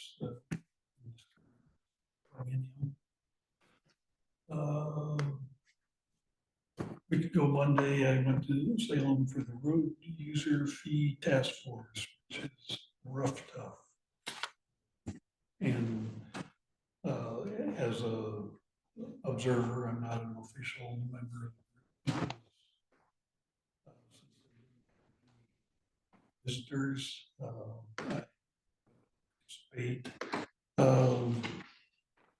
Fairly high-powered group, Lee Byer, longtime state senator, who was instrumental in crafting the 2017 just the chair. So I plan on continuing their monthly meetings.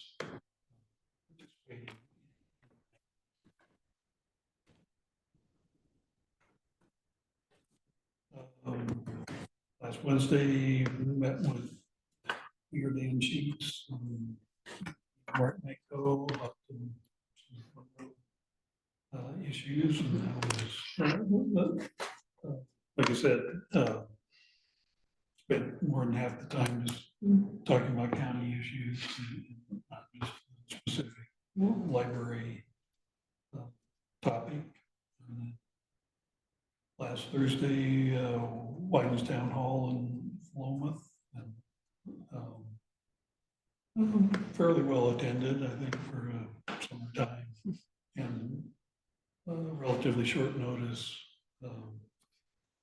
town hall.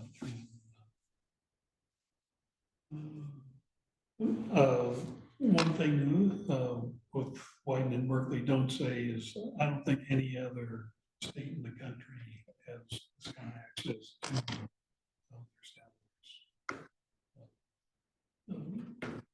Especially Wyden, who's been doing it for better part of 30 years. Oh yeah, he comes around as well. Usually to see your senator, you have to pay $500 and you get a bad chicken dinner and maybe get 30 seconds interacting. That really is something special, and they're taking their vacation time or doing something else and going around to every county every year. Really appreciated that. Oh, I forgot it. Early July, Benton County Small Woodlands toured our tree farm. We got to talk about transitioning from Christmas trees to woodland. At least two other people that knew a lot more about growing trees than we do that really made it a nice educational opportunity.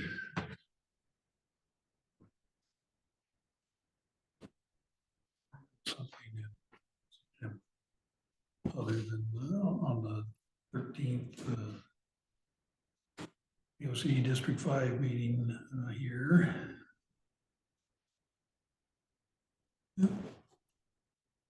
Oh, we gotta start talking about Sunday, September 8th, the chili cook-off.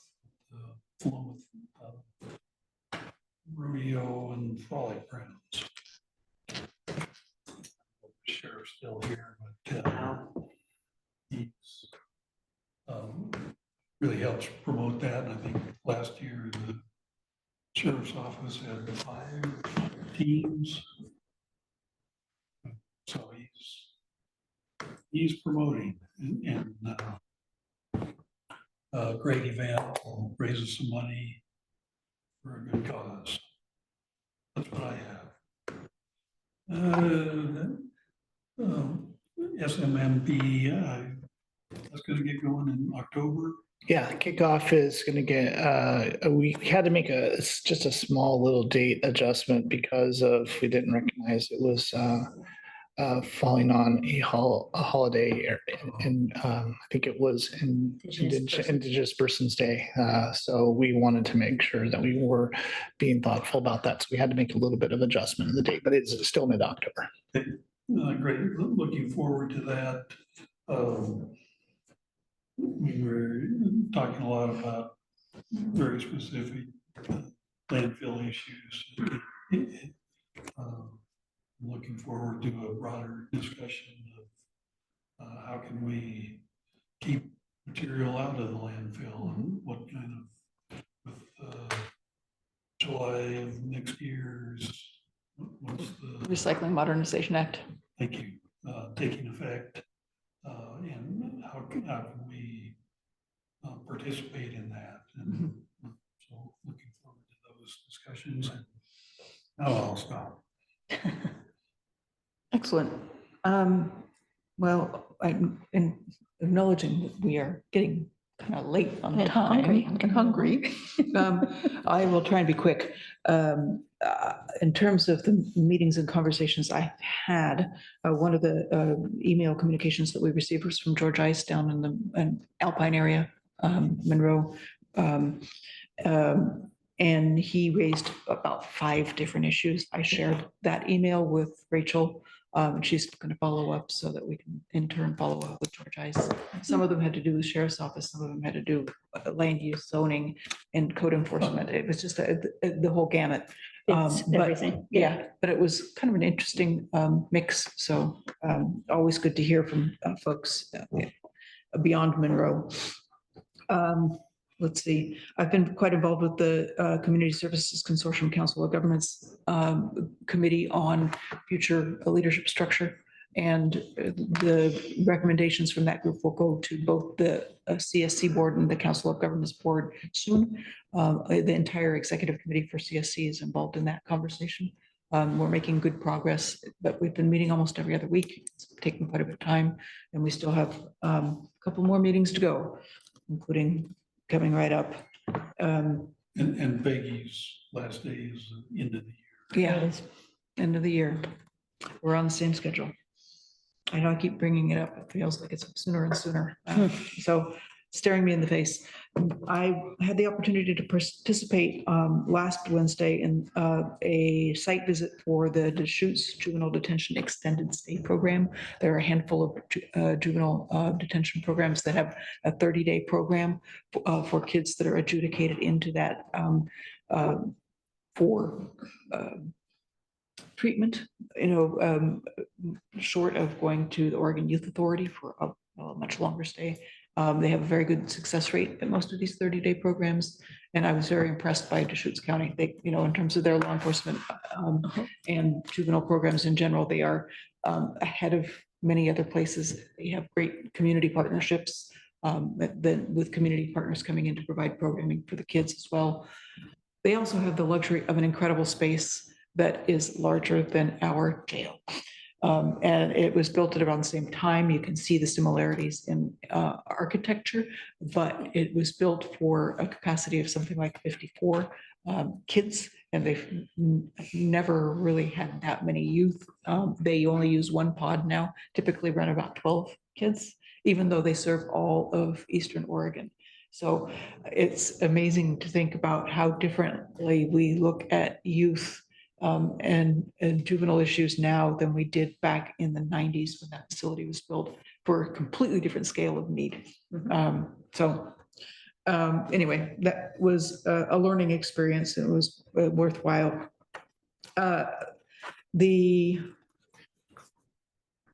also have had a chance to conduct a couple of interviews, or not conduct, be the object of a couple of interviews, is a better way to put it, with Statesman Journal and with KVAL on landfill stuff.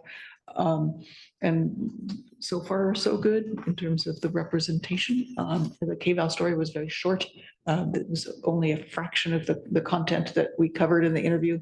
So I'm expecting that they'll probably use some of that material as they continue to cover the story moving forward. And then future stuff. Continuing with the Cardwell Hill Road issues and wineries, et cetera. Neighbor to the wineries, Jim Hoyt, has asked to meet with me, and I will be meeting with him tomorrow. He is bringing his attorney, and I think that they are going to be asking for a noise ordinance. And we've discussed that before, but just heads up, it may come back up again. And maybe a petition from a constituent. I don't know what form it's going to take, but just a heads up. And this is a long-standing. Yeah, yeah. And he has like 2 or 3 different issues, and this has been one of them for several years, but there are a couple of other issues that he raises regularly as well. So then Community Services Consortium All Hands Retreat that is at the end of this week, Thursday, Friday, or either of you planning on going to any of that? I think I'm going to try to go at some point. I'm going to check in with Peggy McGuire and find out what makes the most sense in terms of the agenda for me to show up for. It wasn't on my calendar. Okay. I think I knew about I think they've shared the information with the entire CSC board, but I can share it if you don't have it. This Friday? It's Thursday and Friday, the Thursday 15th and 16th. Okay. Are we out of town on the 16th?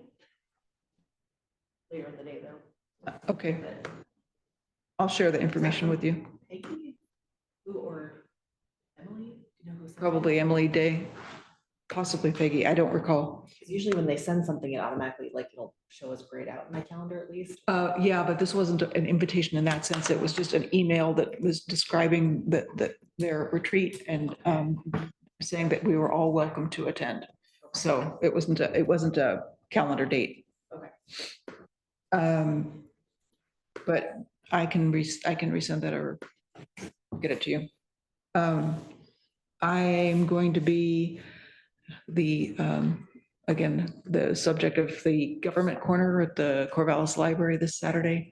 And I always throw these dates out way in advance, and then when it comes up, it's like, oh, Yeah. okay. Anyway, I will be there 10 to noon this Saturday. There's a conference that is going to be on campus next week, the 20th. It's a youth intellectual and developmental disabilities behavioral health conference. I may dip into that just to check in. It's a statewide conference. That's it for me.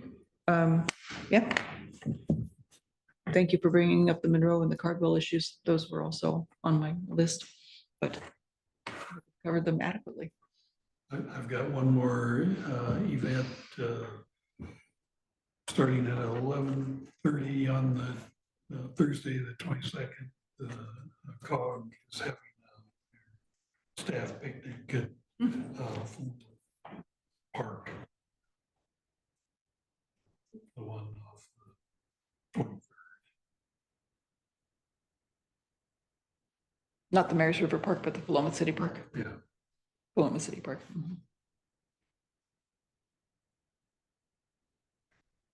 Okay. Okay, I think I found the email that you were referencing. I just forwarded it to all of us. Thank you. Thank you. Thank you. Okay. Is there any other business for the good of the order? Any announcements? Okay, we are adjourned. Thank you.